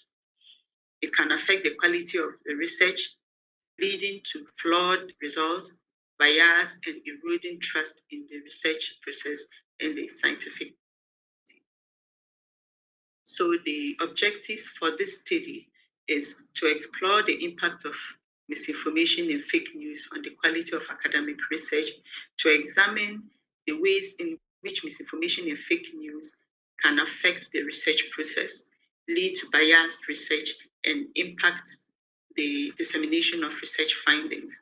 It's also to analyze potential solutions to mitigate the negative impact of misinformation and fake news on academic research, and also to determine the role of librarians and information professionals in mitigating the impact of misinformation and fake news on academic research. So what does the literature say? In doing our review, we found out that it is essential, academic research is very essential in advancing or understanding the world that we live in. It provides the evidence base for making informed decisions in a range of fields. It is crucial for promoting technological development, scientific advancement, medical breakthroughs, innovation, driving economic growth, and improving the quality of life of individuals and society as a whole. It is therefore crucial that we protect the integrity of academic research and ensure that it is conducted in a rigorous and transparent manner. So, in reviewing the literature, we tried to find out the impact of misinformation and fake news on academic research. And the reviewed literature showed that when false information is presented as truth, it can misguide researchers and affect the conclusions drawn from research studies. It can be used to support biased views and perpetuate harmful practices, further hindering the progress of academic research. It can undermine the integrity of scientific research by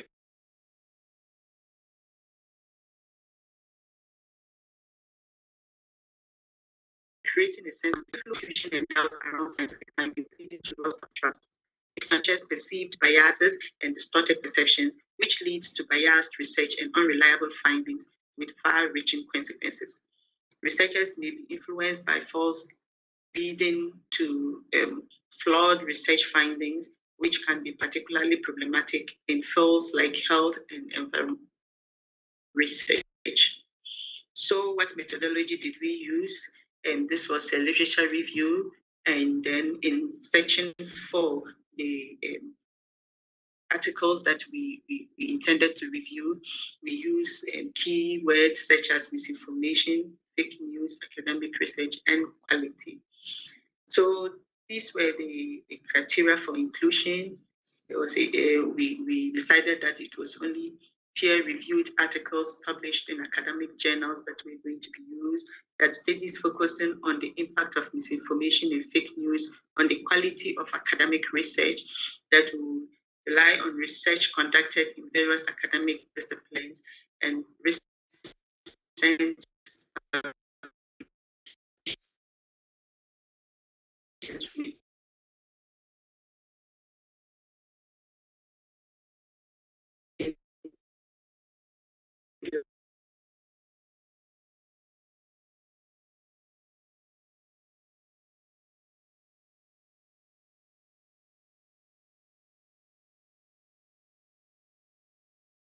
I feel the connection is really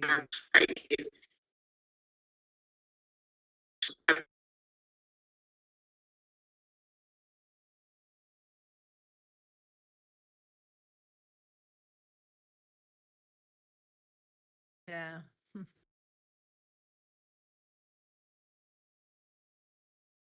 Hope it will go on.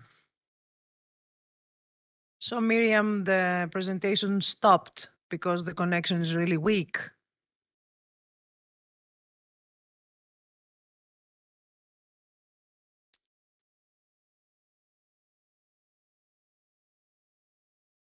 It's a pity because you wanted so much to present. Yeah.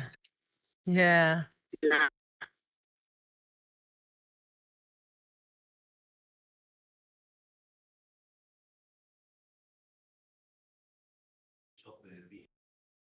The camera is switched off. It's not open. She's sharing just the. Yeah, it's a video, and she's sharing, but the hair connection is not so It's weak. I think in Ghana. Yeah, it's really far. And she sent the presentation. Yeah, it's a presentation that needs a permission for us to play it. That's why we couldn't help her with that presentation.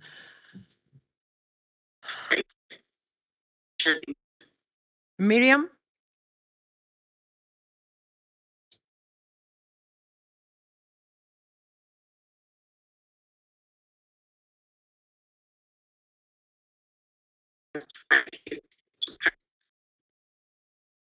Yes, You know, the presentation stopped because the wire is really, the connection is really bad.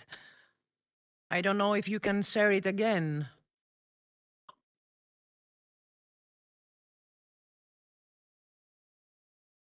Yes, please.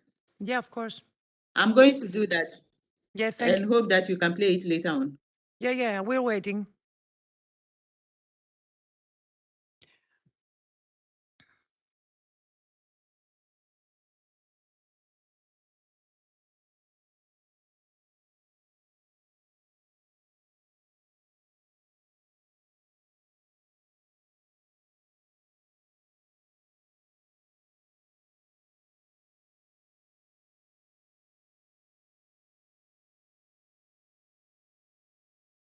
So Miriam, I have another, I can help you by playing the PowerPoint and I can read it to the audience for you.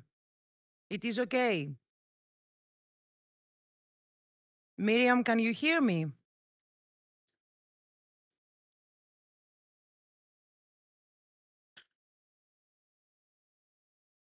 Yes, it is okay. Please, you can do that for me. Okay, I will play your Yes, please. PowerPoint It's and I will okay. read it to the audience, okay? Thank you. Yes, please. Thank I you. will do my best, okay? Thank you. Okay, just a moment, please.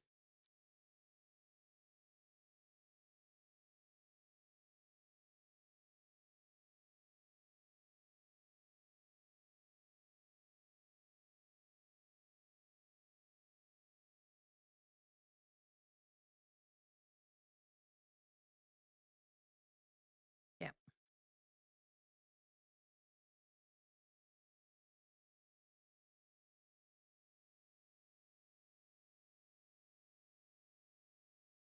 Okay. I hope everybody can hear me, and I'll try to give you an idea about the impact of misinformation and fake news on quality of academic research. I will read the presentation for Mrs. Awerik, but she's far away. So we have the outline here, as you can see, and we go to the introduction. The evolution of ICTs had brought about a surge in the incidence of misinformation and fake news. Misinformation refers to any inaccurate or false information that is spread intentionally or unintentionally. Whereas fake news refer to intentionally misleading or fabricated news stories that are designed to mislead people.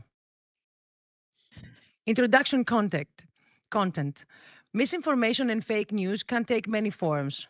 Viral social media posts, clickbait headlines, false narratives that spread quickly through online networks. The spread of misinformation and fake news can have serious consequences for public opinion, politics, academic research. As it can distort the facts, erode trust in institutions, and undermine the credibility of research. While these issues are often discussed in the context of politics and public opinion, they can also have serious consequences for academic research. Inaccurate or misleading information can impact the quality of research, leading to flow as a result, bias, and eroding trust in the research process and the scientific community. Objectives of the study. The aim of this review is to explore the impact of misinformation and fake news on the quality of academic research, examine the ways in which misinformation and fake news can affect the research process, lead to biased research, and impact the dissemination of research findings. Analyze potential solutions to mitigate the negative impact of misinformation and fake news or academic research. Determine the role of libraries in mitigating the impact of misinformation and fake news on academic research. This is a review of the literature. Importance of the academic research. It is an essential aspect of advancing our understanding of the world around us. It provides the evidence base for making informed decisions in a range of fields. It is crucial for promoting technological development, scientific advancements, medical breakthroughs, innovation driving economic growth, and improving the quality of life of individuals and society as a whole. Is it therefore crucial for protecting the integrity of academic research and ensure that it conducted in a rigorous and transparent manner? Impact of misinformation and fake news on academic research. When false information is presented as truth, it can misguide researchers and affect the conclusions drawn from the research studies, be used to support biased news and perpetuate harmful practices, further hindering the progress of academic research, and determine the integrity of scientific research by creating a sense of doubt among the public. Creation of confusion and doubt around scientific findings, leading the loss of trust. Review of the literature, once more. Influence researchers, perceived biased and distort perceptions, which leads to biased research and unreliable findings with far-reaching consequences. Researchers might be influenced by false leading to flawed research findings, which can be particularly problematic in fields like health and environment research. Dissemination of research findings. Examination of ways which the spread of misinformation and fake news can negatively impact the dissemination of research findings. It can cause people to doubt legitimacy of well-researched studies, leading to skepticism and mistrust the scientific findings. For example, COVID-19 face mask vaccines. And you can see the reference here. It can be used to discredit researchers themselves. For example, researchers who publish studies that challenge prevailing beliefs, the status quo, may be subject to attack from individuals or groups who disagree with their findings. It can have a profound impact on the research process, design, implementation, and dissemination of findings. Researchers must therefore remain vigilant in order to protect the integrity of their work and to ensure that accurate information is disseminated to the public. Analysis of how confusion or skepticism about research can hinder the adoption of important findings and innovations. It can create doubt, mistrust about research findings, leading to lack of adoption or important innovation, a refusal to take vaccines, for example, I suppose. It can lead to difficulty for the public and policymakers to make informed decisions. It can lead to a general disregard for research findings and could be particularly damaging in a public health crisis. Potential consequences of inaccurate or unreliable information being disseminated to the public. It can lead to confusion, fear, the panic upon the public, causing them to take inappropriate actions that can have harmful consequences. Inaccurate information can also harm society trust in scientific research and the institutions responsible to conducting the disseminating it. Spread conspiracy theories leading to serious implications for public health and democratic institutions. Trust in research and the scientific community. Examinations of the ways in which misinformation and fake news can erode trust in the research process and the scientific community. When the public is repeatedly exposed to inaccurate information, they may start to question the reliability of scientific research and the institutions that support it. It can lead to a general distrust in science and scientists, which can have serious implications for public policy funding and public health outcomes. It can create confusion and mistrust among individuals who may not have a background in scientific research. The complexity of scientific research can make it challenging for the public to discern fact for fictions, especially when the misinformation is presented in a convincing way.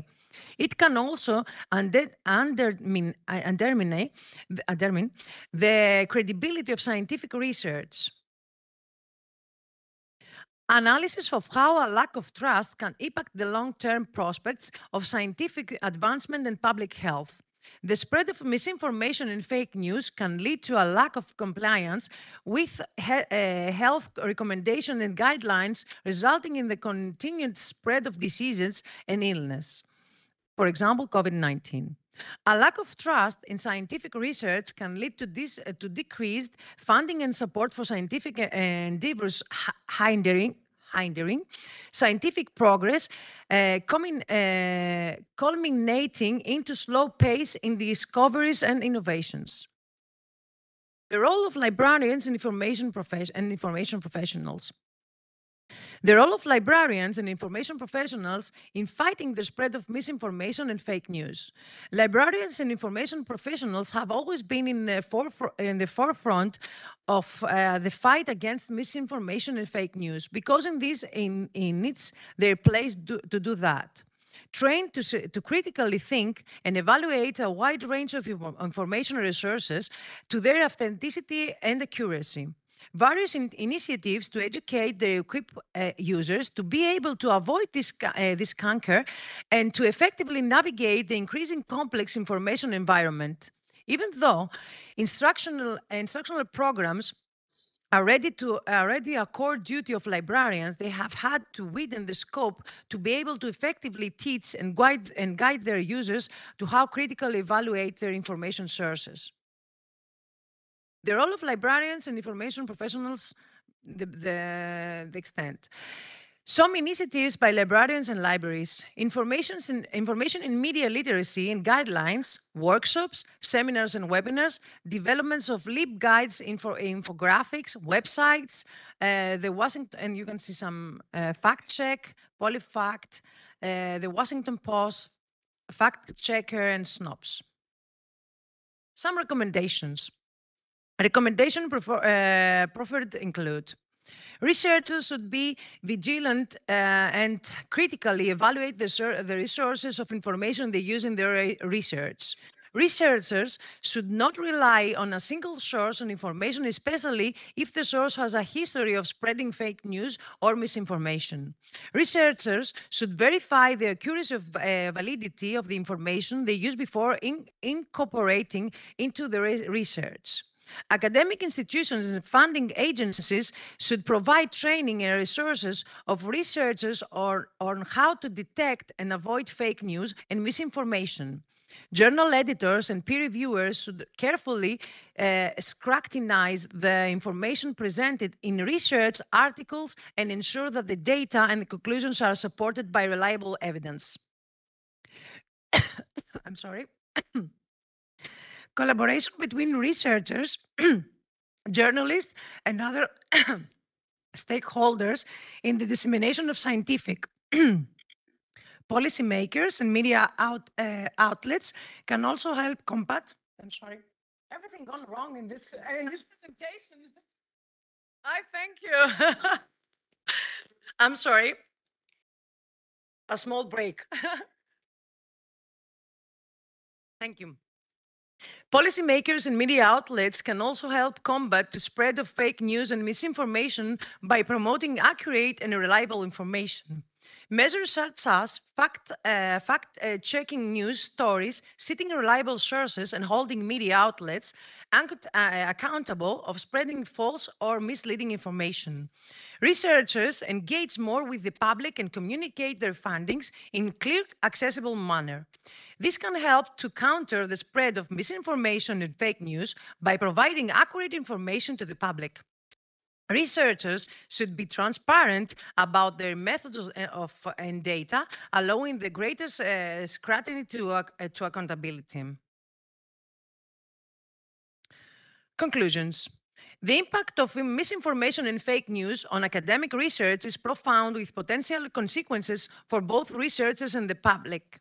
False information can mislead researchers, leading them to pursue incorrect hypotheses or to fail to account of relevant variables. This can result in the wasting of resources, funding, and time, as well as the dissemination of flawed research findings. Misinformation can harm the public's perception of science and research, as it can lead to mistrust in researchers' institutions and the scientific process itself.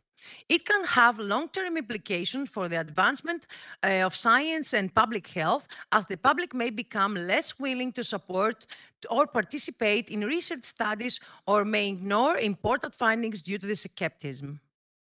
The spread of false information can also harm the reputation of individual researchers or institutions if they are found to have engaged in the dissemination of such information. This can lead to a loss of funding, partnerships, and future research opportunities. This is therefore crucial for researchers to remain vigilant and to critically evaluate sources of information to ensure that validity and reliability of their research. The scientific community must work counter the spread of misinformation and to promote the importance of scientific inquiry and evidence-based decision-making to the public. By working together to safeguard the integrity of research and maintain the public's trust in the scientific community, we can ensure that the benefits of scientific advancement are realized by all. So, thank you, Miriam, for sharing.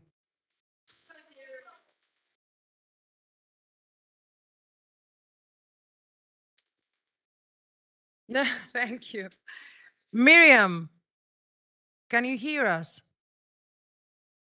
Yes, please. Okay, I did the presentation. If you have any question, please feel free to ask now. Miriam is listening now. So thank you so much. I will go just straight through I will go to the presentation because Jenna is waiting. Sorry? Jella. Thank you very much. Thank you very much. Thank you so much. Jella, can you hear me? Yes, can you hear me? Of course I can hear you. All right. Can you please start sharing your screen? Okay. Thank you. So we have information ethics and background as a background for shaping value-sensitive information services. And Ms. Jella Steinerova is here. Jella, we are here, all ears to hear you.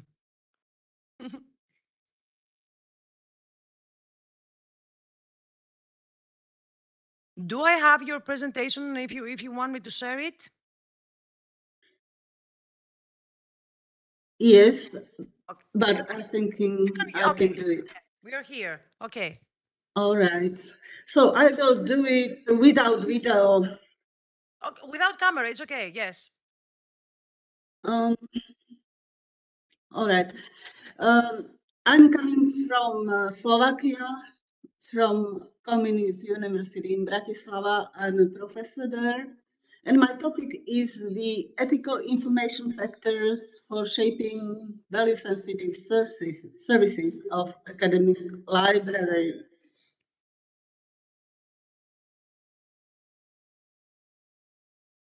I can't move those. You can move them. The screen. Okay, let me just see if I have your presentation too.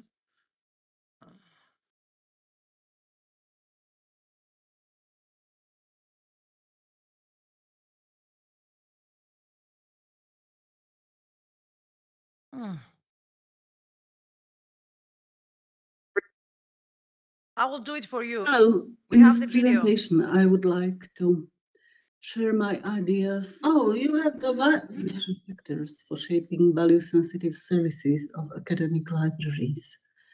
Here is the agenda of my talk, including objectives, theoretical background, methodology which we use, the Delphi study, conceptual model, and proposals and conclusions. The objectives of our research was to explore ethical factors of digital information use and Sorry, specifically, Jel, you have to stop I sharing asked your screen. questions. Which ethical factors of information use can shape models of human information behavior and information literacy?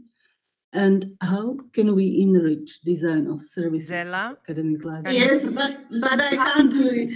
You can do it, yes, okay. Okay, now, Okay. the methodology. I will put it again from the beginning, and now I hope we can all hear you. Now, in this presentation, I would like to share my ideas on the ethical information factors for shaping value-sensitive services of academic libraries. Here is the agenda of my talk, including objectives, theoretical background, methodology which we used, a Delphi study, conceptual model, and proposals and conclusions. The objectives of our research was to explore ethical factors of digital information use, and specifically, I ask questions. Which ethical factors of information use can shape models of human information behavior and information literacy?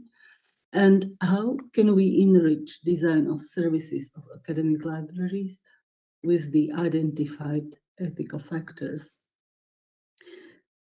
As the methodology, we used two parts. The first one was the theoretical framework, the analysis of selected works, focused on information ethics, information behavior, information literacy.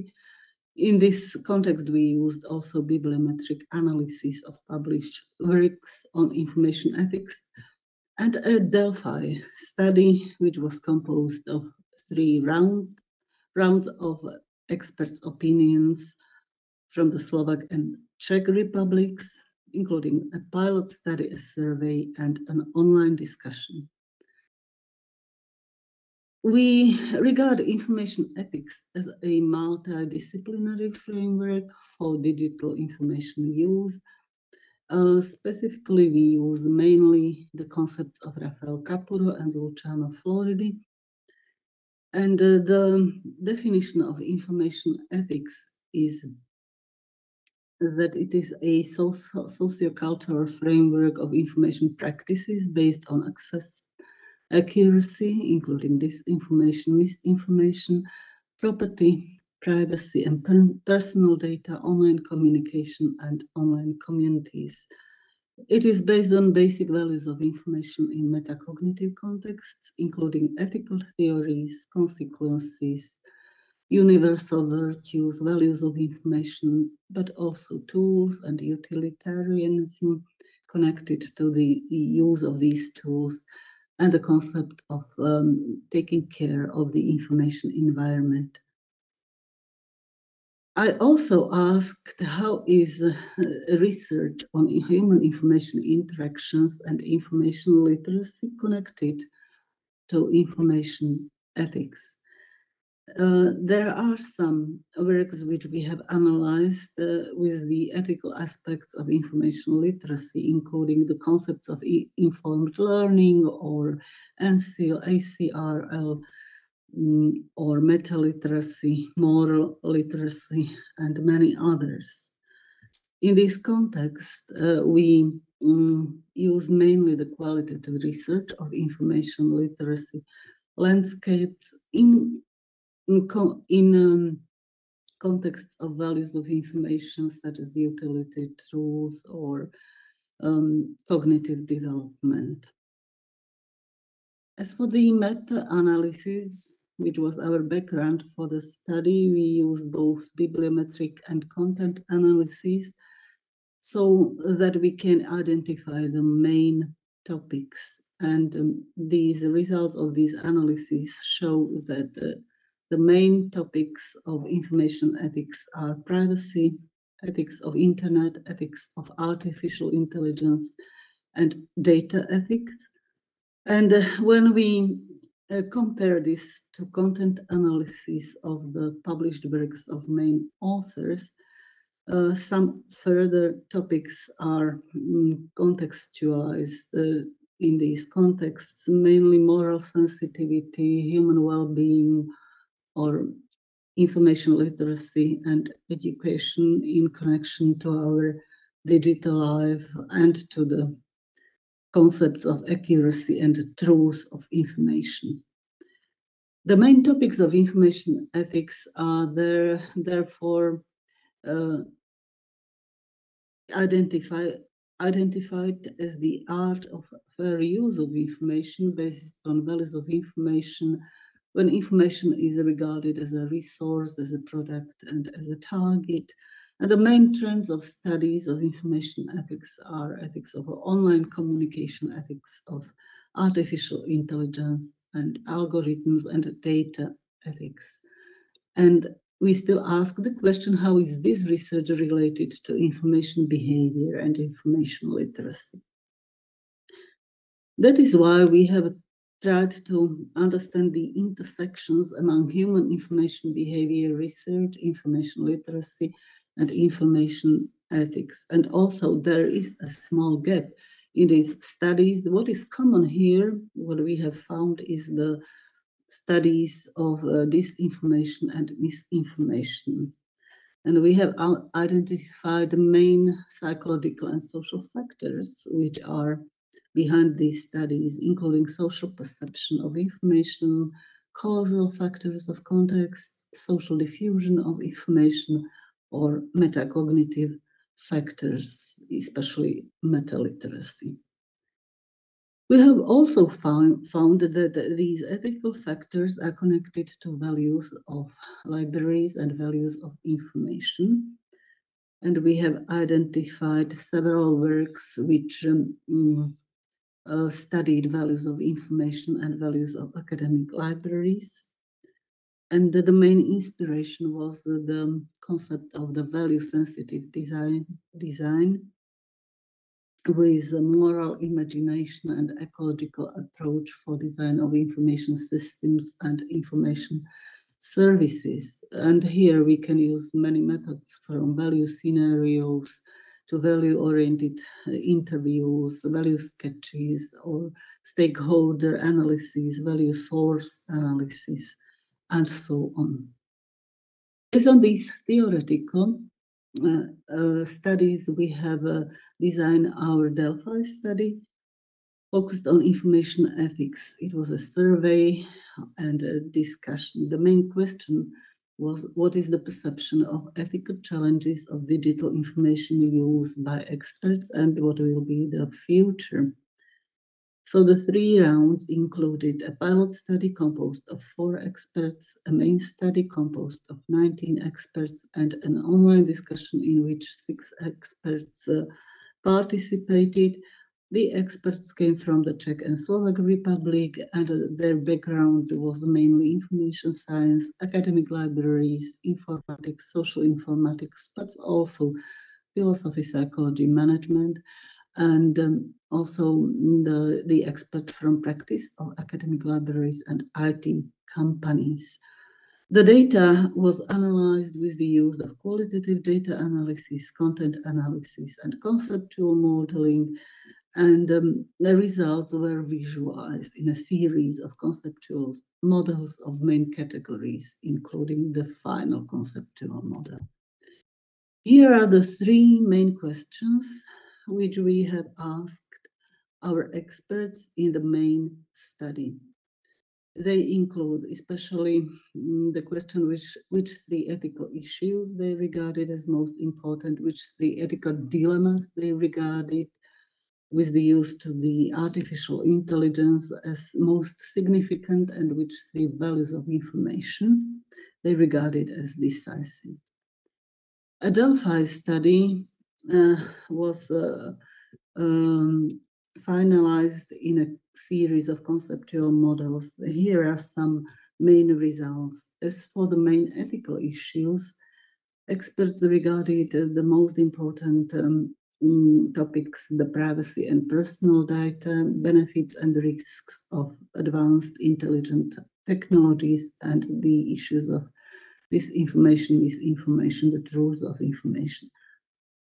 As for the main ethical dilemmas, they named namely the impact of technologies on human information interactions and human life, the bias of algorithms of artificial intelligence, and the social control and human management. And the main values of information were identified as the utility, truth, and objectivity. We have also identified some trends and future development for information ethics research. And these topics are mainly ethics of artificial intelligence, data ethics, disinformation, misinformation. The experts have identified the crisis of ethical issues of information and mainly the ethical challenges of artificial intelligence. Their attitudes were both optimistic and pessimistic, and they mainly called for education and information literacy courses, especially focused for top managers and designers of artificial intelligence systems. They also called for collaboration of different professions and different disciplines in common procedures towards a more ethical awareness in the society in respect to the use of information. Based on this, we have produced a final conceptual model of ethical information factors of human information interactions, which is composed of 4 strata. The first one is mainly the ethical sensitivity and awareness of people. The second one is the ethical imagination, intuition, and emotions. The third one is mainly ethical reasoning, ethical decision-making, and problem-solving used in information literacy and information behavior. And the fourth one is the ethical metacognition and self-regulation in the context of the use of digital information. And these strata are interconnected and form the main ethical factors of human information interactions. So the ethical factors are set into the context of social and intercultural rules, of the values of information and library services, and they are focused mainly on the truth and the utility as values of information. We think that this could be used for design of information services of academic libraries, including moral imagination, ecological approach, and the analysis of values of stakeholders with respect to ethical sensitivity, meta-literacy. Here we can use many methods applied from value-sensitive design, like value scenarios or value source analysis. That is why we think that the models of academic libraries could be enriched by these value-sensitive components, especially based on the value analysis of stakeholders like students, researchers, managers, officers, teachers, and also focus on the use of technological tools and the values of information. We also think that it would be efficient for academic libraries to design their value-sensitive services. For example, the information ethics courses focused on academic integrity, digital publishing, research integrity. They could also offer courses of disinformation, misinformation, and build some digital spaces focused on value-sensitive design and ethical use of information, including data ethics. So to conclude, the main ethical factors of digital information use should have more attention in models of information behavior and information literacy. It includes mainly values of information like truth, utility, responsibility, social and intercultural rules, and the use of artificial intelligence tools. We have proposed our model, which considers psychological, social, and metacognitive factors, including emotions, ethical sensitivity, ethical imagination, ethical reasoning, and meta-literacy and ethical self-regulation. We think that the information ethics courses should focus mainly on this information, misinformation, based on the factors of social perception, social diffusion, or motivated reasoning of the use of information, and the ethics of artificial intelligence, and many other biases connected with the use of these tools, like cognitive bias or affective bias. For further research, we would think that we should strengthen the ethical awareness of access to information and generally of human digital life, with building the identity of people in the digital environment and fair use and production of information. Generally, the ethical sensitivity of society for digital culture is needed to be considered both in theory and practice, and our experts called it mainly for education of top managers and designers of artificial intelligence. And the education and information literacy courses should pay more attention to the ethical sensitivity and ethical intuitions, ethical reasoning, and decision making as part of understanding information and considering the truth and verification of information, and also considering the emotions and different biases.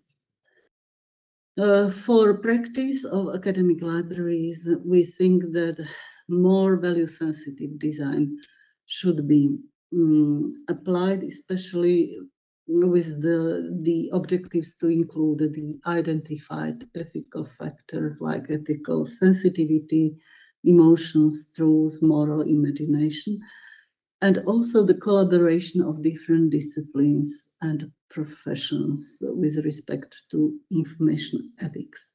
That is why we have proposed the ethical redesign of services of academic libraries, with building digital spaces, with new courses on discernment of this information, misinformation, fact-checking, verification of information, and with new developing rules for design of artificial intelligence tools in the context of collaboration and participation of disciplines and professions. Thank you very much for your attention. We will begin. If you have any questions, I'm ready to answer. So now we have you here, and we can ask any questions if you have from the audience or from the online. So everything is clear. Thank you so much once again, Zella. Thank you. Thank you for listening. Thank you for the help. Thank you. And now we're having here a study of precision library information services to support researchers of an emerging field, a case study of flexible electronics. Mrs. Ming, you. Yeah, I will share your presentation just in one moment. I think it's this one. Yeah. Okay.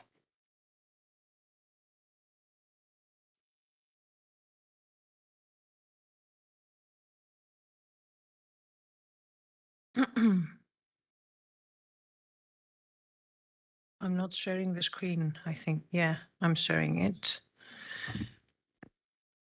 Just, Jella, can you move the, yeah.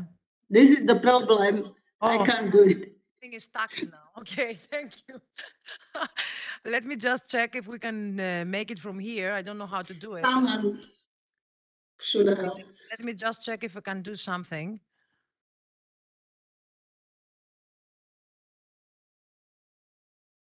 Yeah. Okay. Yeah, of course.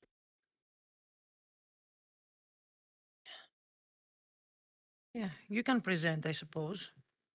You can hear us from the virtual, eh? You can hear us?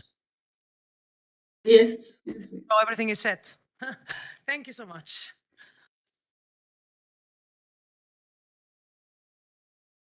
Good morning, everyone. I'm very pleased to attend the conference. My name is Wu Ming.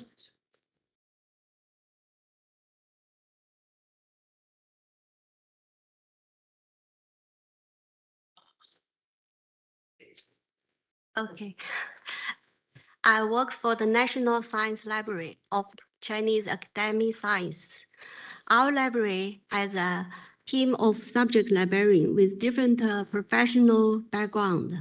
I'm a chemistry subject librarian and responsible providing information service to the institution of CIS. I'm also a professor of University of CIS. I teach the course practical skills of scientific information retrieval for postgraduate students in chemistry, chemical engineering, and materials.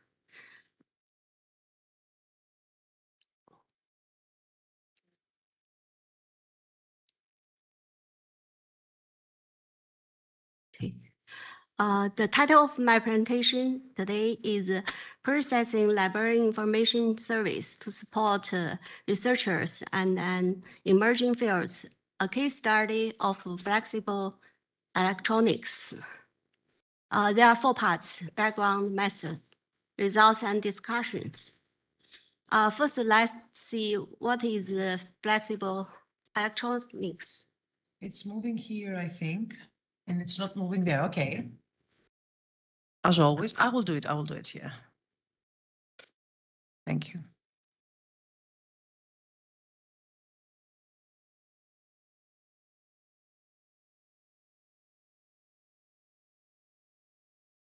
Yeah.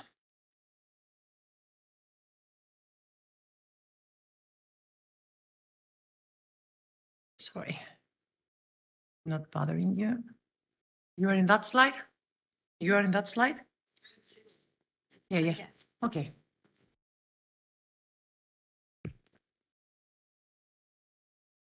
Over the last few decades, there has been an increasing interest in flexible electronics device due to their many advantages, such as being affordable, flexible, customizable, innovative, and portable. Flexible electronics open up a wide range of exciting new applications, such as customer electronics, wearable device, healthcare system, energy device, and memories. Therefore, flexible electronics are gaining traction in market. According to one forecast, the global market for flexible electronic is planned to reach about 87.21 billion by 2024. As an emerging and multi-discipline research fields, flexible electronics offers many opportunities for significant advance in scientific research, as well as many challenges in terms of materials manufacture and specific applications. Researchers in Institution of Chemistry, CIS, are focusing on flexible polymer materials.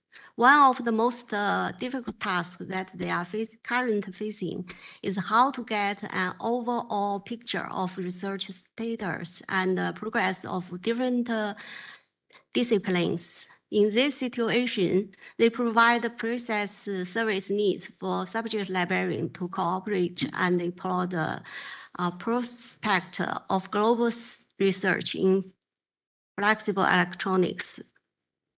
As the idea change in academic library and development of technology, information technology, subject librarian has motivated to think about ways of library added service, especially for researcher of an emerging and discipline fields. Therefore, the objective of this study are as follows.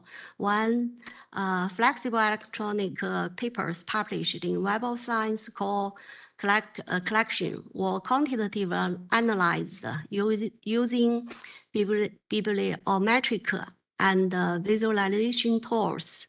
The analysis dimension included trends in terms of publication years, contribution, countries' affiliations, scientific collaboration, and research topics. Second, by collaborating with researchers, we hope we are able to gain best practice experience and some useful insights into emerging fields. We searched Web of Science online database in January 2023 with the search strategy with a topic of flexible or strategy for the or band electronics. The document type is articles, reviews, and letters. The public years from 2003 to 2022. All research results were screened by researchers in ICCS to remove the noise. The full records and cited reference of these publications were then downloaded and uploaded into Dante data analyzer and VOSView for quantitative and visualization analysis. We got the results. There are 6,118 papers published of flexible electronics in Web of Science database during the last 20 years, and the annual number of papers published worldwide has increased more than 4 times in the last 10 years.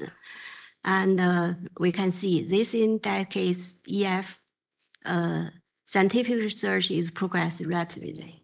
Yeah. And we also analyzed top 10 country contributions. The number of papers published by 10 countries accounts for 85.4%. And the scientific collaboration between countries were close. Third, in terms of publicated papers. Also, we can see the number of papers published by top 10 applications accounts for 15.4%. And there are 4 applications from USA, 3 applications from China and Korea, respectively. And we also can see the scientific cooperation between applications also strong in terms of paper publication. Also, we analyzed the number of active publication authors and keywords by years. The total number of active publication authors and keywords based on per years shows a steadily increase over the last 20 years. Again, this also indicates this field is progressing rapidly. And we can see the map of current research topic based on the co-occurrence of authors' keywords were accomplished. The clusters identified through analysis. It could be observed that the results network is quite dense and characterized by numerous connections. The clusters include materials, features, devices, processing, and applications. Also, we analyzed the source journal and the Web of Science category. There are 118 source journals and 39 WS categories that publish more than 10 papers. From the results, we can see flexible electronics electronics has the characterized of discipline research fields. Conclusions. Although this was a case study, some useful information had involved. The accuracy of database was a critical success factor. For quantitative analysis, it was important and necessary that certain results screened by researchers. Second, the researchers are satisfied with our results of quantitative analysis.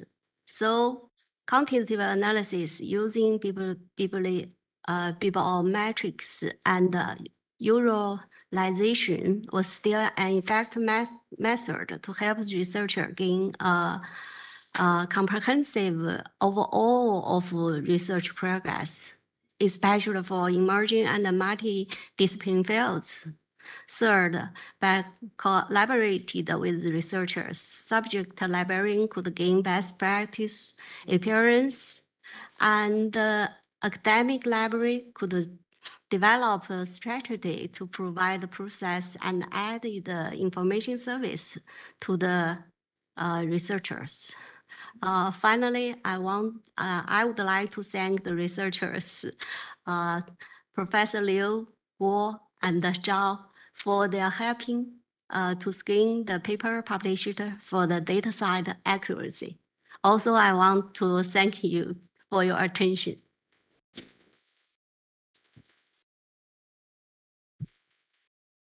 Incredible. Thank you so much. Do you have any questions? Great work. Yeah. So you highlighted some key research-centered researchers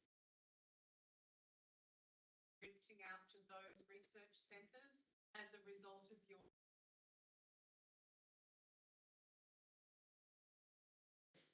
This is a good question. That's the point of our study. Yes, it's easy for us to download the data, but the data's accuracy and all the quality control needed by the researchers. Yes. What great partnership. Yeah. Yeah, between the library and the researchers to show different value to each other. Yes, Yeah. you are right. Yeah, Yes. It's great. It's Okay. Really, really great. Okay, thank you very much. Thank you so much. Thank you so much. Now, let's see, we have a virtual one, the next one, let's hope with not any, themes against. Yeah. Everything is stuck here. I don't know if we can move on. Maybe I have to restart it again and they can hear us, but I think I cannot use the screen. Elena Gomez or Victor Harari or Genoveva Vergara? Yes, we're here. You're here, but I think, Victor can you and start Elena. sharing your screen if we can see, can we see if it's moving from your part? Because I can do something, I cannot do something from here. Okay, let me try it. Thank you. So the next presentation is about university library services in the time of COVID-19, understanding their value, and let's hope that we'll have the opportunity to see the slides.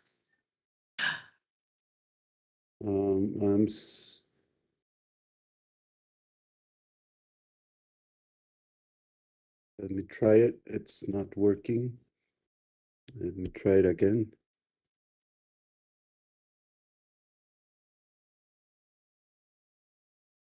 Jella, can you go out of the web, Yes, and the WebEx and then enter yes. again? Maybe I will. Yeah. Oh.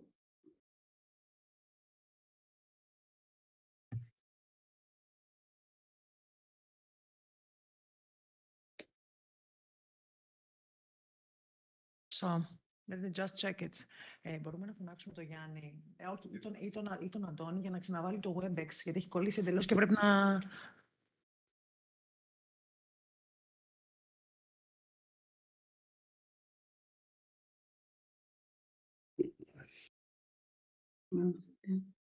Victor, you're trying to share your screen, I suppose, eh? Yes, I am trying to do it. Γι' αυτό I'm not sure. ένα presentation η Τζέλα και έχει κολλήσει εντελώς. Δεν μπορεί να το βγάλει, ούτε εμείς μπορούμε να κάνουμε κάτι. Μπορείς να κάνεις εσύ. Για κοίτα, μήπως και. Είναι το δικό της. Εγώ δεν μπορώ να κάνω τίποτα από εδώ. Βγήκε και ξαναμπήκε βέβαια. Όχι, τώρα θέλει να κάνει share ένας κύριος που είναι αυτός ο Βίκτορ εδώ, αλλά δεν γίνεται. Ναι, για να δω, μπορώ να κάνω εγώ. Άμα κάνω εγώ στο... Η Τζέλα βγήκε. Της είπα να βγει. Βγήκε. Ναι. Δεν μπορούσε να κάνει τίποτα, έχει κολλήσει. Πρέπει να βγούμε κι εμείς και να ξαναμπούμε, αλλά έχουμε κωδικούς γι' αυτό. Ωραία, ωραία. Ωραία, μπορείς να βγεις και να το ξαναμπείς. Μπράβο. Τέλεια. Μήπως και τυχόν ξεκολλήσει. Thank you. Ναι, ξανακάνετε τώρα.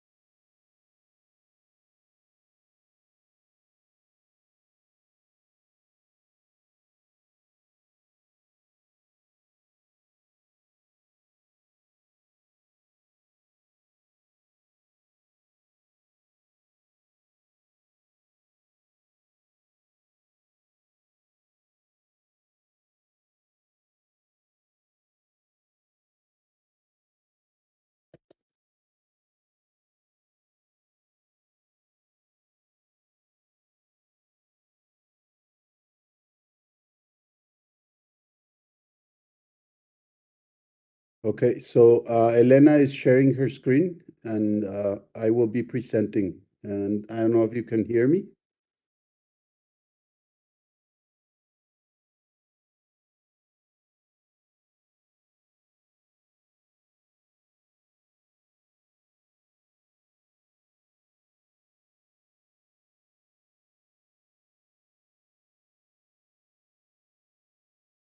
We are ready to hear you. Okay, Thank you. so I can start, right? Yeah. You're Okay. more than welcome. Come. Thank you very much. Well, good morning to everybody, and thank you for your attention.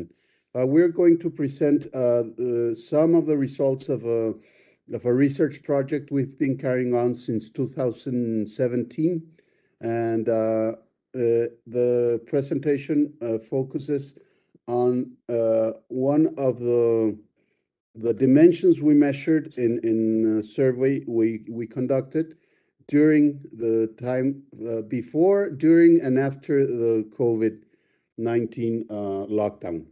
So the next one, please, Elena.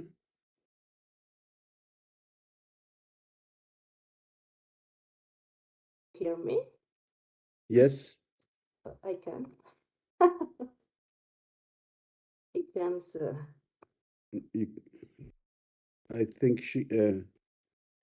Sorry, can I see if we have your presentation? Do we have your presentation here? Yes, you have one. Okay, let me just check if I can. Yeah, because it's everything. It's going back. Let me just if I can share the presentation. Yes, we send it via email. Yeah. Okay, I will try to see. It's.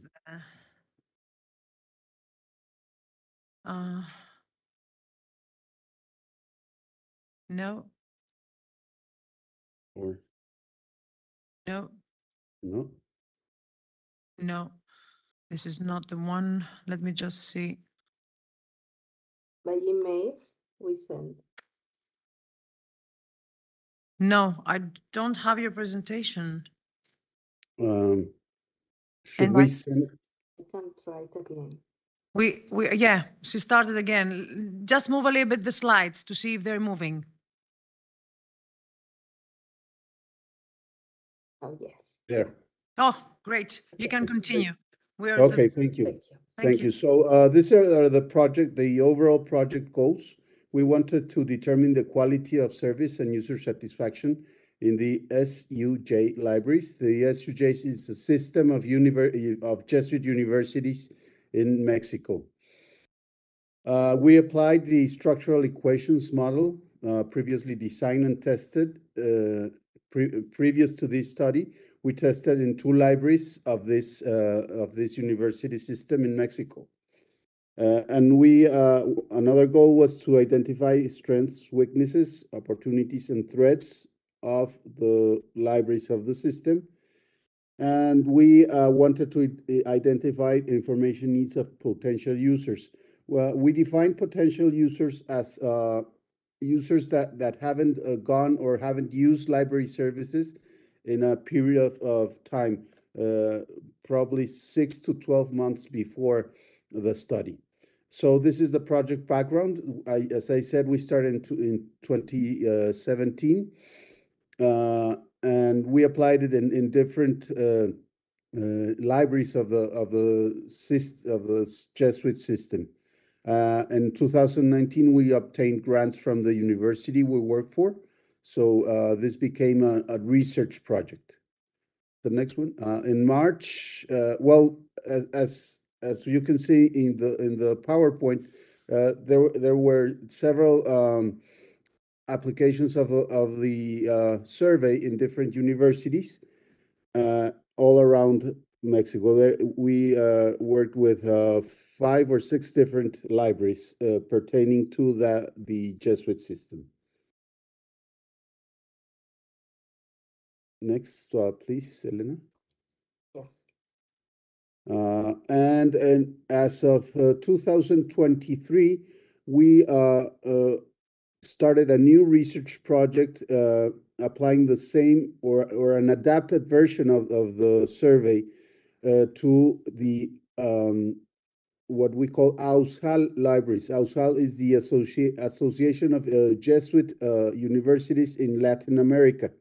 So it was the same goals and the same project, but with an adapted survey for each case.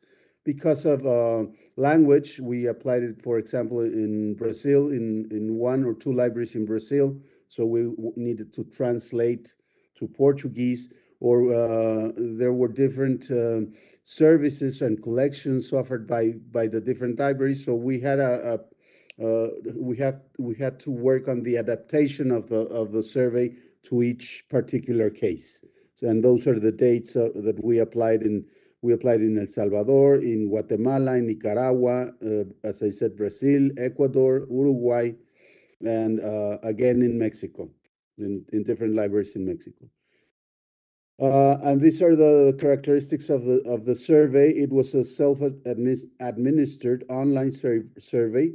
It was sent to the institutional email of users, and the user types were. It was only sent to a random sample.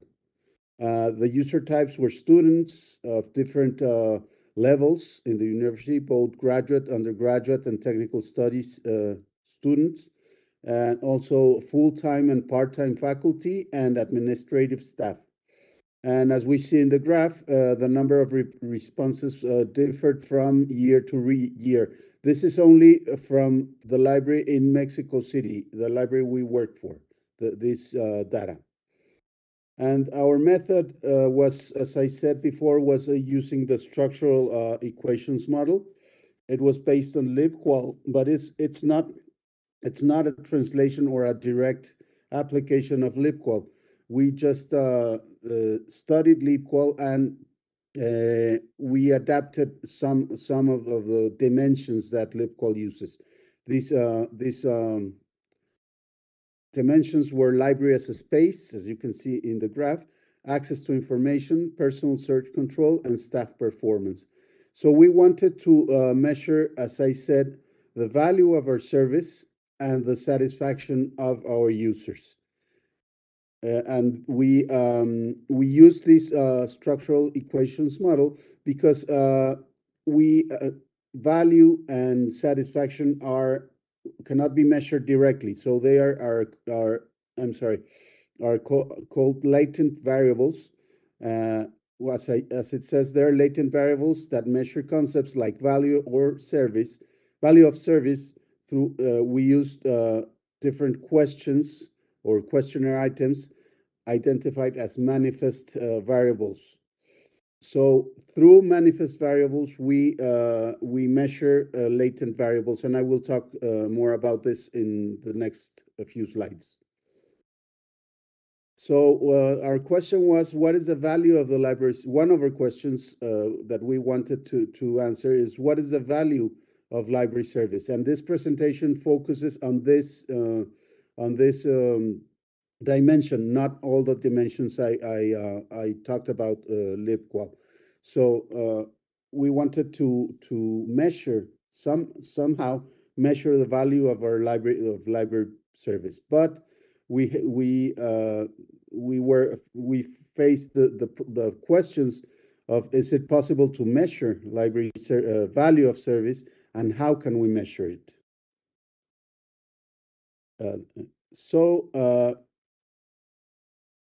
Okay, it says it's a reflective model in which manifest variables reflect the variance of the latent variable measured.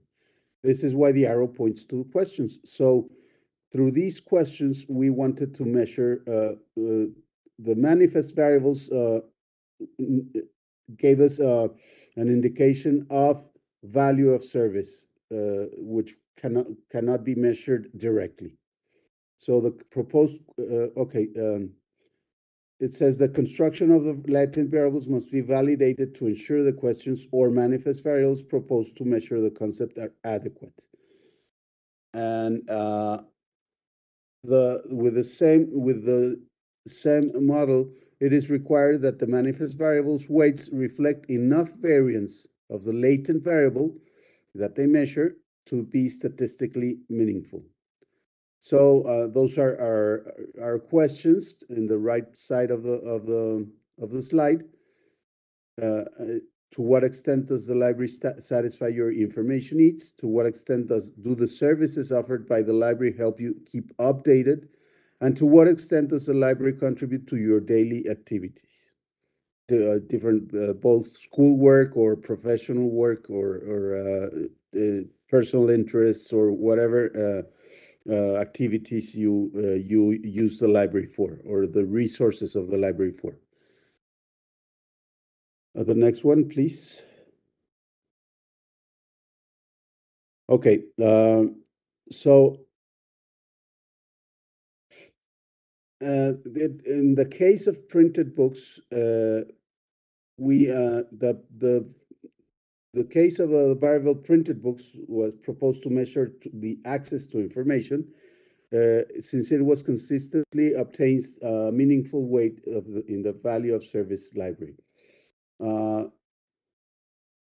The question we used for answering is, to what extent do the printed books of the library cover your information needs? The next one, please. So it's a very well. The results are some of our results are stated here. Does the value of service have to do with the impact that the library has on the performance of students and academics? In different evaluations in different years, the weight of the manifest variable printed books obtained a meaningful weight in the latent variable value of service compared to the weight access to information of the access to information variable. For this library and for others evaluated in the project, the value of service is reflected in the questions that I have already read. So the next one, please. And another question was how did the value of service behave during COVID-19? Our answer was during the COVID-19 period, where there was no access to print collections nor to the library's facilities, the value of service only considered the original manifest variables. So our method or methodology permitted obtaining a numerical evaluation of the latent variable based on the evaluation that the users gave us to our questions. The evaluation was, the scale was 1 to 5, being 5 the highest score. And the size of the sphere corresponds to the confidence interval of the evaluation. So you can see in the graph that throughout the different applications in different years, both the score and the confidence interval was maintained fairly the same for the different years. The next one, please. I think we cannot see very well this slide, but it says that from the manifest variables, we have the average of the evaluations and the weight statistically meaningful in the latent variable, which permits the creations of a performance matrix for each period measured. So we have the value of service measured in different years in 2017, 2019, 2020, and 2022. The result of these 4 evaluations show consistency in the latent variable value of users that the users perceive. Value of service that the users perceive, I'm sorry, including the COVID-19 period. And as for our conclusions, we can say that the value of service in our library considers satisfying information needs, keeping updated, keeping students and scholars and faculty updated, contributing to their daily activities, and satisfying their needs, particularly with the print books collection. And as I said before, the 4 manifest variables proposed consistently reflect the value of service, the value of service throughout the different applications or the different years that the survey was applied. As in general, the value of service evaluated by user was 4.4 in a 1 to 5 scale. During the COVID-19 period, which was the focus of this presentation, when print collections were unavailable and facilities were closed, the evaluation for this variable was approximately 4.11. The confidence intervals constructed indicate that perception of the value service has been maintained throughout the years, and the methodology or the method used, the structural equations model, in the evaluation of this library proved to be reliable and valid, and this enabled us to use the evaluation or the same evaluation in other libraries of the first of the Jesuit libraries in Mexico, and then in the Jesuit libraries in Latin America. This is our bibliography or references. And this is the research team. So we thank you very much for your attention, and we're open to any questions you might have. Thank you so much. Do we have any questions? We have to run a little bit to the last session.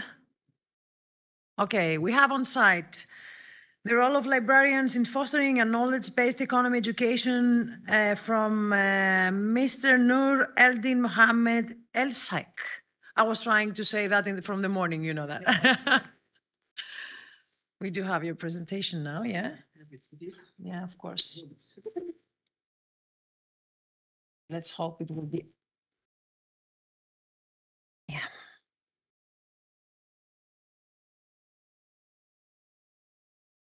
Oops.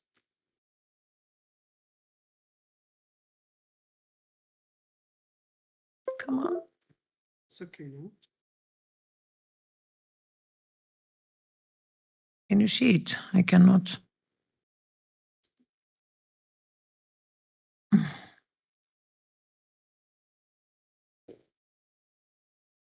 Βλέπεις το φλασάκι, γιατί εγώ το βλέπω. Hold up.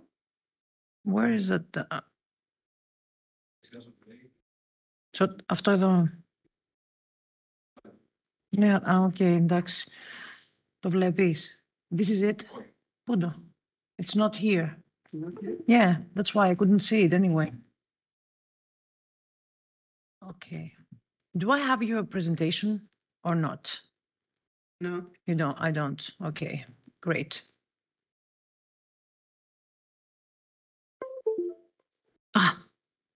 Let me just take it. Keep it. Keep it like that.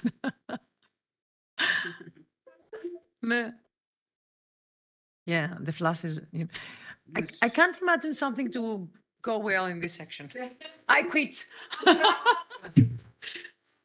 Come on. Very resilient. You can tell I'm patient though.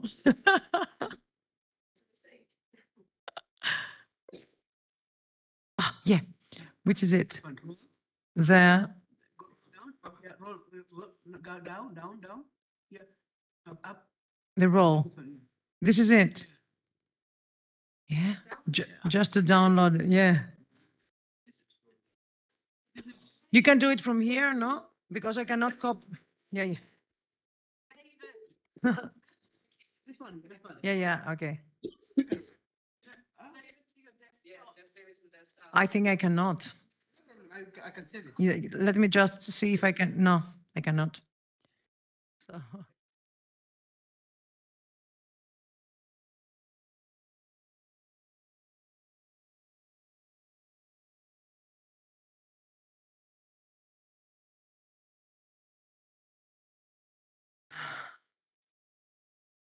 We won't.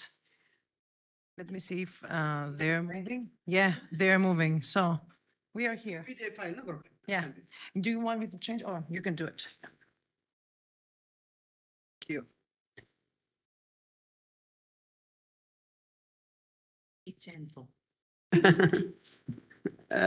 Welcome. Good afternoon, everybody here. Thank you for your attention and attending this presentation. Actually, my name is Nuruddin Sheikh from Sultan Qaboos University, Sultanate of Oman. Our research paper title is The Role of Library in Fostering Knowledge-Based Economy Education.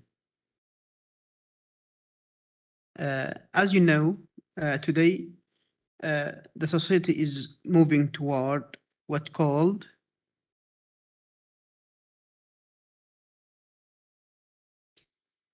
knowledge-based society.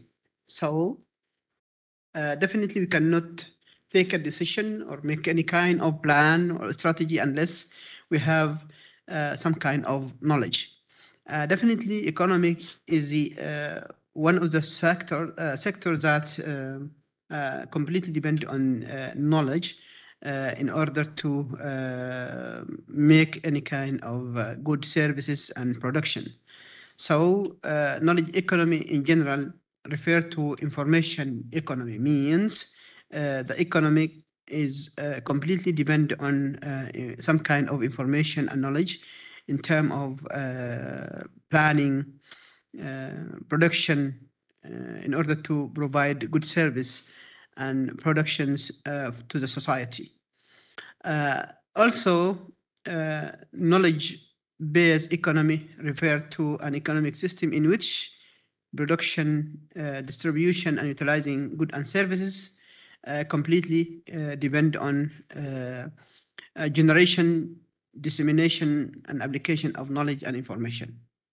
Definitely, we need to share different kind of knowledge in the field, and this will affect positively in the dissemination and distribution of the knowledge around the interested people and users.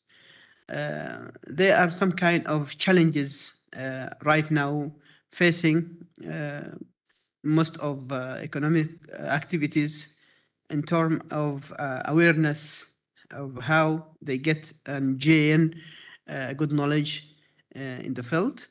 And we will try to solve and to minimize the gap already has been founded between the users and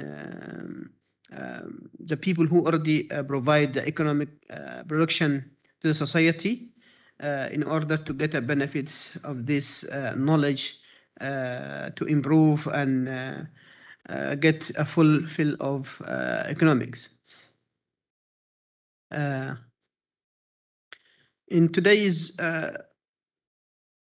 rapidly evolving world, knowledge and education have become the foster. Definitely, we need to keep our education field completely knowledge-based education, and we need to focus and encourage our students to keep them more critical thinkers, problem solvers, and this is now one of the most important skills students should have in order to keep and to announce and to make a marketing by themselves in the job market. So library have a good effect in this term by maximizing the awareness of importance of the knowledge for the people, and definitely in this transition, I mean transition of society and community to what called knowledge-based society, library have a like a vital role in terms of make a marketing about the importance of knowledge to the society and community, and even in the education by promoting knowledge-based economic between specifically students. This introduction will explore the vital role of library play in supporting the growth of knowledge-based economy and facilitating education advancement. This is all introductions only to show how it is important of libraries in order to follow the growth of the knowledge base in the our daily life activities. Actually, our research on many related published papers, and there are many researches or updated researches such as Berimo 2022. They already came out with some supported results in this area, and they mentioned that the significance of library in fostering knowledge-based economic education by overstating in daily scenarios, rapidly evolving information landscape. And also, library could serve a pivotal hub of knowledge generation, dissemination, preservation, and casual role of supporting individual organization. Now, library, one of the main activities of the library that disseminating and sharing knowledge between interested people around the whole world. So through sharing and disseminating the knowledge, this is one of the so important key points in this term that could support individuals, groups, education institutions, organizations by helping them in innovative activities, including entrepreneurship and economic growth. Also, by providing access of information technology, most of our activities now completely depend on ICT, information communication technology. So libraries can fill the gap of digital divide by improving the skills of ICT between people, which will affect people. They have what called knowledge. In the ICT skills. That means they can easily access. They can easily find what they have of informations. And now what called AI applications have provide everything for people. That's just they need some kind of skills of digital literacy in order to get what they need, and this is quite enough in order to fulfill the gap of digital literacy between the users.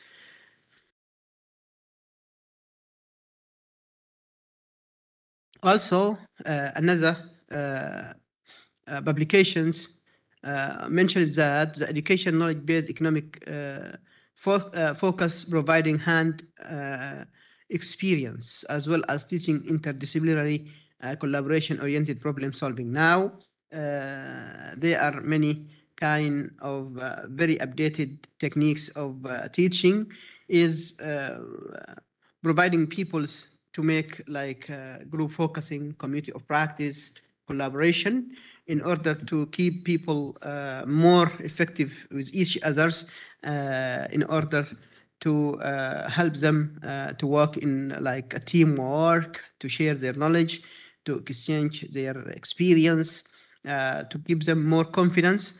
And this is one of the most important skills should be there in this field of economic based education. And also by collaborating with business, government, and other organization, library can aid bridge the digital divide guarantee that very individual has enhanced participating and the benefits of knowledge base. Now, some kind of collaboration between libraries founded in order to maximize the number of resources between these libraries, and definitely this will be reflected positively in the number of resources and maximizing the knowledge and the area they have to find. Actually, many researchers also found that there is lack of awareness of the role of the library in terms of knowledge-based economic education. So this paper actually will try to fill the gap between the teachers, people, and society to maximize and the awareness of the importance of the knowledge, specifically the role of the knowledge-based economy to improve their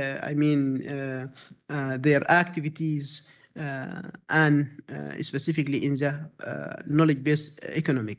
So also this paper will try to find some kind of obstacles that may affect in the implementing of role of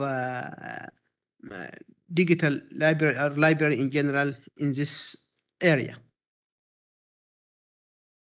The objective of the result of this paper could help the people and society how they know the importance of knowledge-based economy in general, and specifically in the educational field, and how we try to inject by anyhow this topic in our syllabus, even in our projects of students, by helping them, by enforcing them to be more critical thinker, more problem solver, and so on.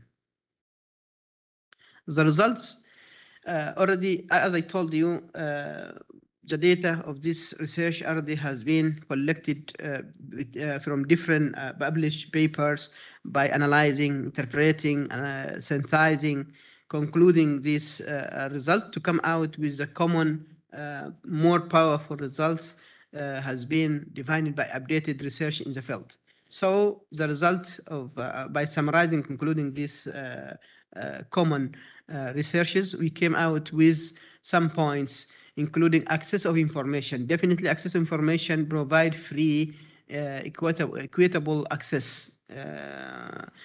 Now, as you know, specifically open source open access, because there is a digital divide between many countries around the world, and the knowledge is like a right for all people around the world.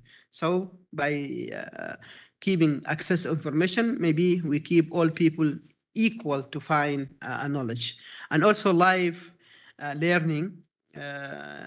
This is one of the main objectives of library, to keep people learning and updating daily life. And also digital literacy is one of the most important roles, as I told you, because most of our knowledge now accessed through the internet or ICT, information and communication technology. And digital literacy is so important in order to help users to find what libraries provide through these kind of methods. And also research innovation. Research like a cycle. You stop, others come and do based on the limitation of this research, and it will be continuously updating and follow up. And also community engagement and collaboration. It's so important to keep people more collaborated, more coordinated together to share their experience, their knowledge. And finally, the preservation and archiving. As you know, explicit knowledge is so important. Tacit knowledge now, most people, they avoid to find it, because explicit knowledge will be easy for all people. It will be alive for forever, and it will be available for all people to access. And definitely different kind of sources of the library providing the archiving and availability of this kind of knowledge for all people all the time, 24 hours per day. The conclusion of this result came out with the pivotal role of fostering knowledge-based economy education. And it is already showing that it is so important for people and teachers to include in their syllabus the importance of the knowledge and knowledge economy in their projects, in their assignments, and keep them discussing, collaborating, and exchanging their experience in this area. That is all what I have. Thank you for your attention, and it is I'm welcome to have any kind of question or inquiry in this area. Thank you so much. Thank you. So, do we have any questions for the audience? And let me check the chat.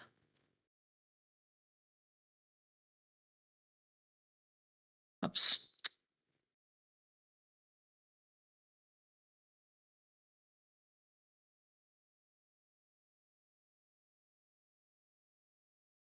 I think we are done. Thank you so much for. You have the presentation, the last presentation. Yeah. I know. Sorry, I missed it. But we have I have your presentation here. Yeah, okay. So we have our last. Can you please introduce yourself? And I will do it. And you can introduce yourself.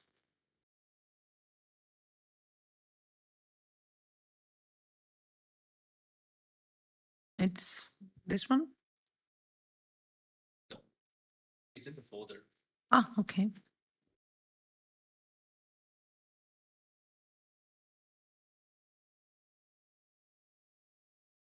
It says 11, yeah. And that's fine. This one? The second. The second one. Johnny, yeah. So I will start sharing the screen. Let's hope it will. So if we do just share the PowerPoint, does that work? I think it's okay, no? I will, What if you press present? Does it work if you press present? yeah, let me just check. We do have the, Oh, does it work? Oh, it's not working. oh, no. Do you want, No, no, it's not moving like that. doesn't work. Yeah, I have to, if you want, I can move it. Does this really not work? Oh, Well, okay. Nice. So the floor is yours. hello, everybody. Hello. At last. Okay. My colleagues online, can you hear me as well? Hello? Anybody?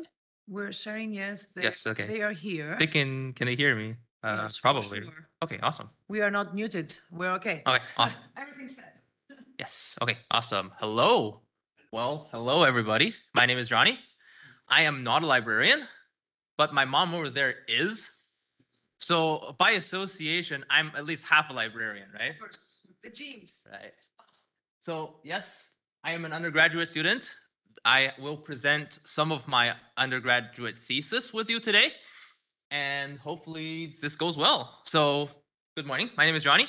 I'm an undergraduate student in the Department of Health Sciences, so not librarian, and I'm from Wilfrid Laurier University in Canada.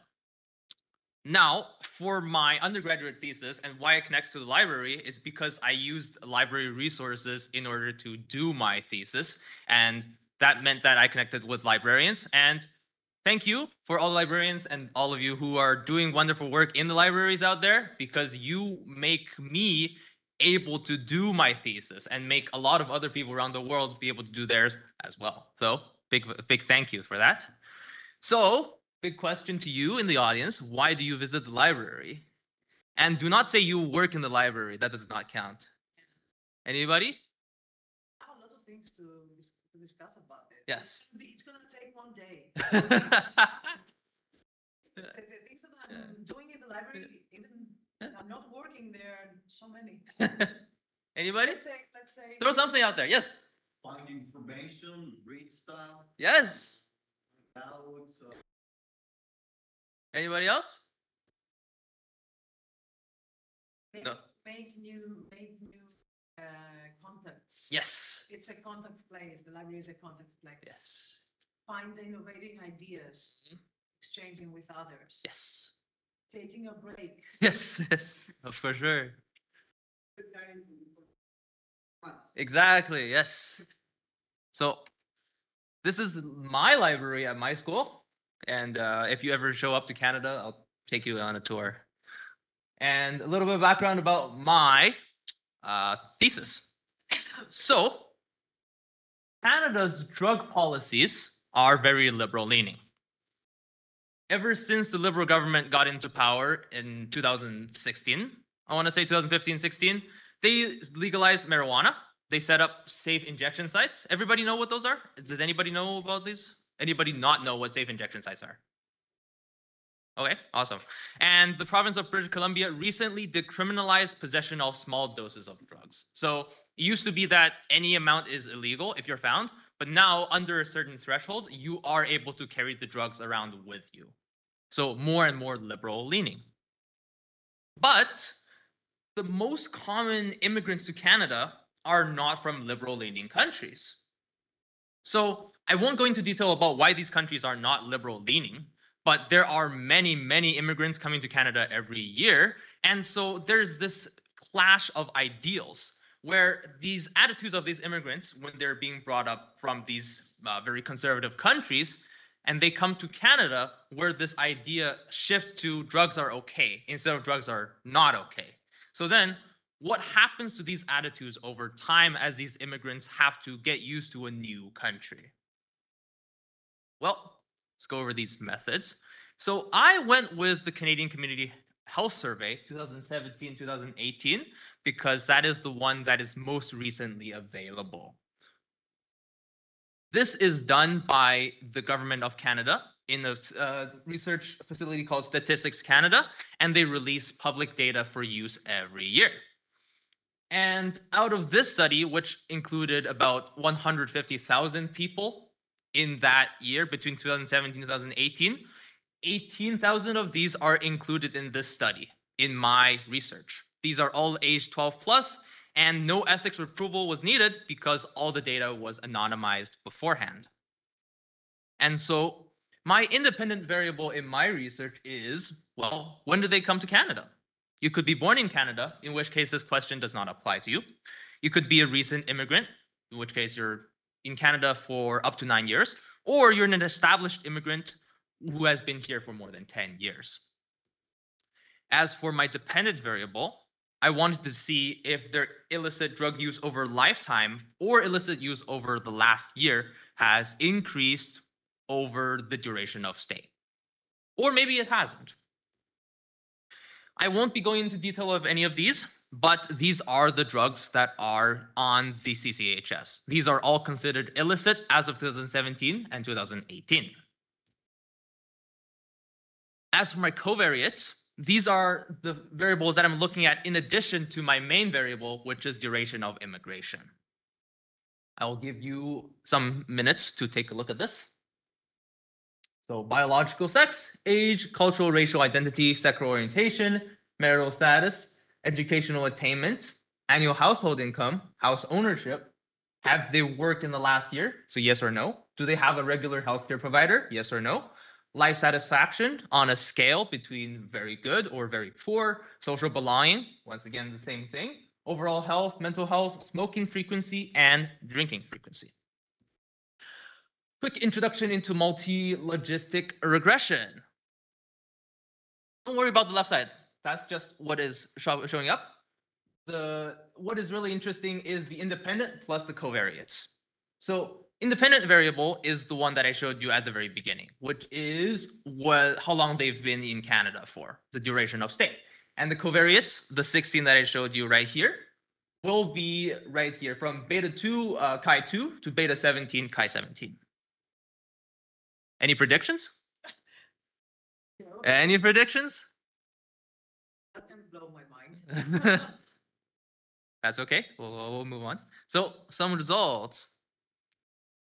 Does anybody not understand odds ratios? If not, I will explain this. Does this 0.9597 make sense? Yes? It makes sense to everybody? No? Okay.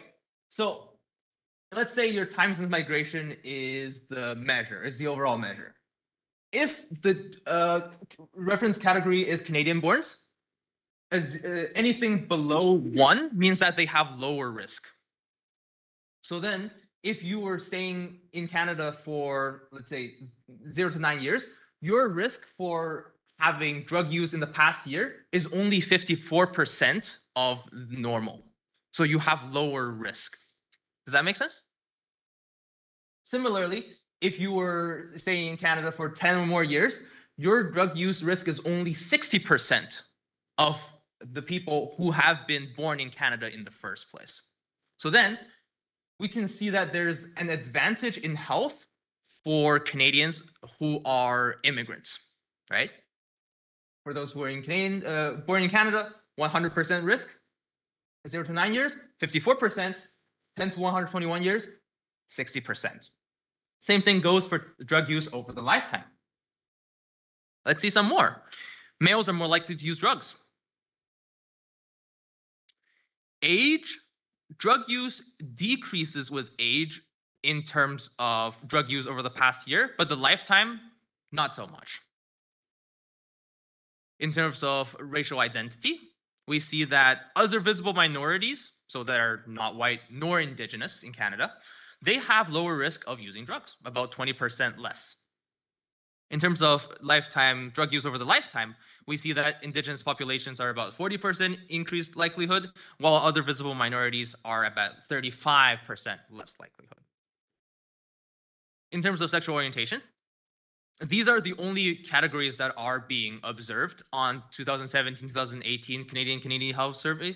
So then there are the other categories on the LGBTQ spectrum that are not being represented here. However, we do see very significant results. So if you're identifying as homosexual, your chance of using drugs over the past year were 93% increased. So you're way likely to use drugs if you were identifying as homosexual or bisexual, as compared to if you were identifying as heterosexual.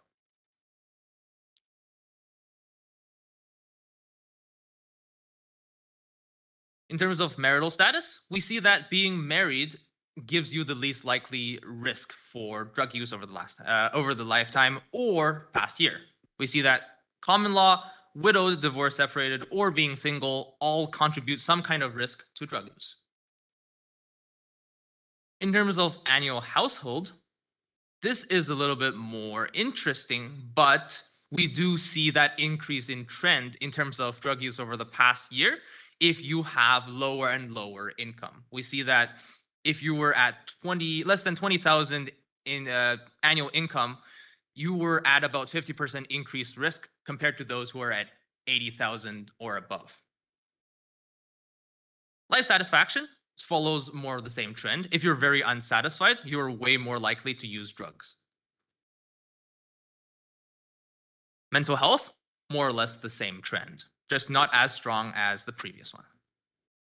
Smoking, I think you could see this one coming as well. Very, very strong correlation there. And drinking, same thing.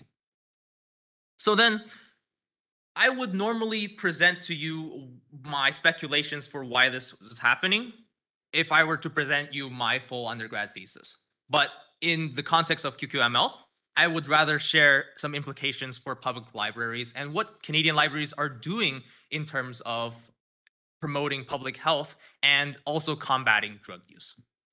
So during my time here in Canada, I've been here for maybe 11 years as a student, going from grade 4 all the way through university. And I've had the pleasure of using the libraries in every stage of my education. And I believe there are 3 main roles of libraries. So let's go through them in detail. First, libraries are centers of knowledge. I think we can't disagree on that in any way. You can go to libraries for pleasure reading, go to study for school courses, learn new language, do research, and for immigrants, it's a great place to get acculturated because there are many readily available materials for you and they are free. This is just some of the materials that you can find at our local library. You can see that there's a digital library, so lots of things that you can access there, stuff that are interest to various cultures, and maybe some more interesting just top 10 lists, top reads of 2022 there. So in relation to my covariates that I talked about previously, I believe that libraries will increase your educational attainment and therefore your annual household income, and it also increases your mental health and life satisfaction. And because of this additional education that you get, as well as this greater income, you're less likely to use drugs. Now let's talk about library as hearts or hubs of community.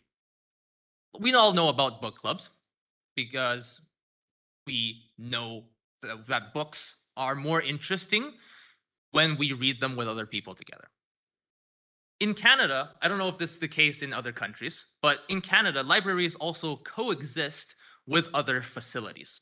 You often find libraries next to swimming pools, next to sports stadiums, and next to movie theaters. And it's just a good place. It's a very centralized place to get access to everything in addition to the library. So then we have sports participation.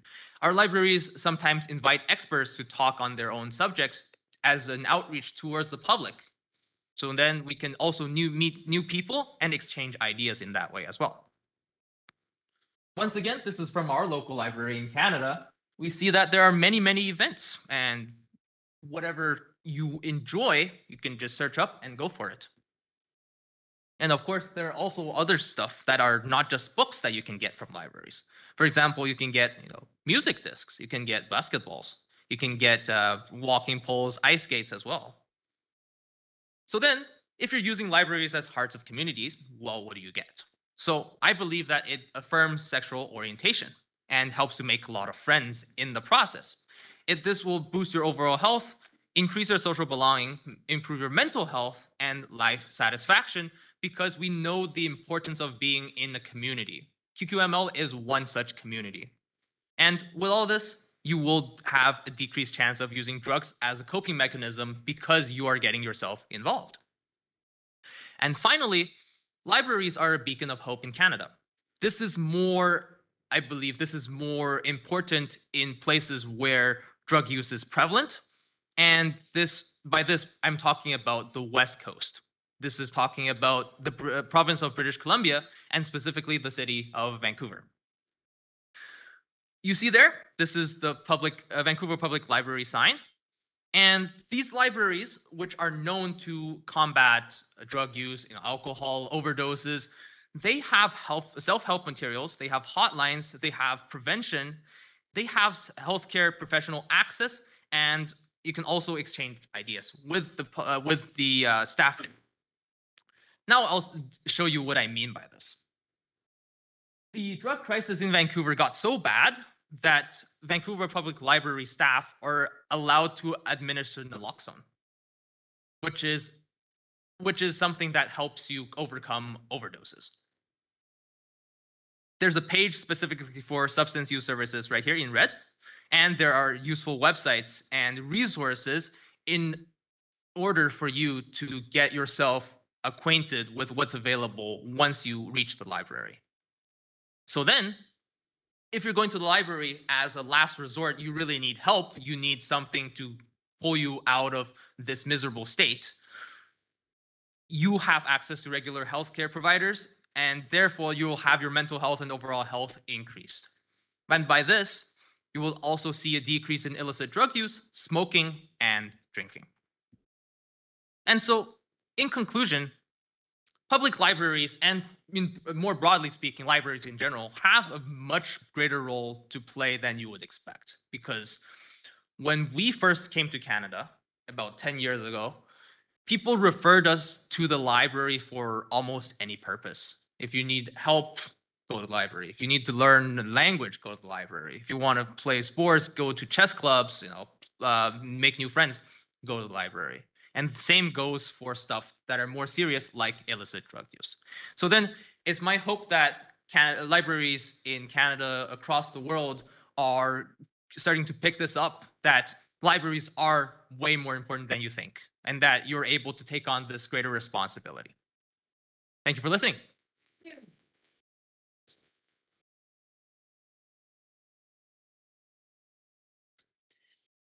Thank you so much. It was very, very interesting that you are not a librarian.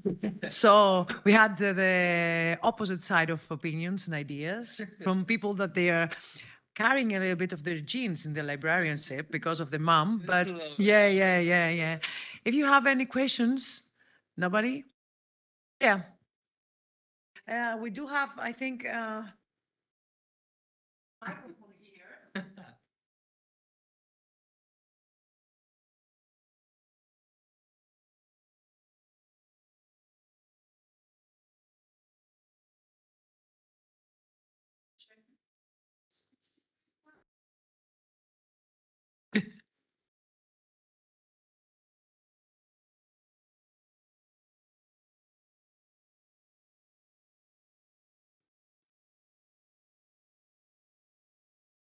Thank you. That was very interesting. I'm from the United States, where we have similarities in some respects and big differences in other respects in terms of social services and healthcare and things like that. But we do have a strong public library system still, thankfully, in general. But a lot of public libraries in the United States, especially in urban areas, have started employing social workers to address some of the needs that you were talking about. So I was wondering if that's something, if that's something that Canada is also doing. Thank you for the question. I am not sure. I don't think I can provide you a definitive answer because where we're from, we don't really have libraries taking on that role, that kind of emergency help kind of role. But I do believe that the West Coast is starting to get more and more of that because it's that serious. There are so many people overdosing on the streets and stuff, and people do reach libraries in order to get help because other people aren't there for them. So I believe social workers are already being employed, and if they're not, they're definitely being reached out towards. Thank you. So much. So with that and that, we're closing this session. Hope you enjoyed. Really nice to have you all here. And we can go to the first room that there are some sessions going on there. Thank you so much.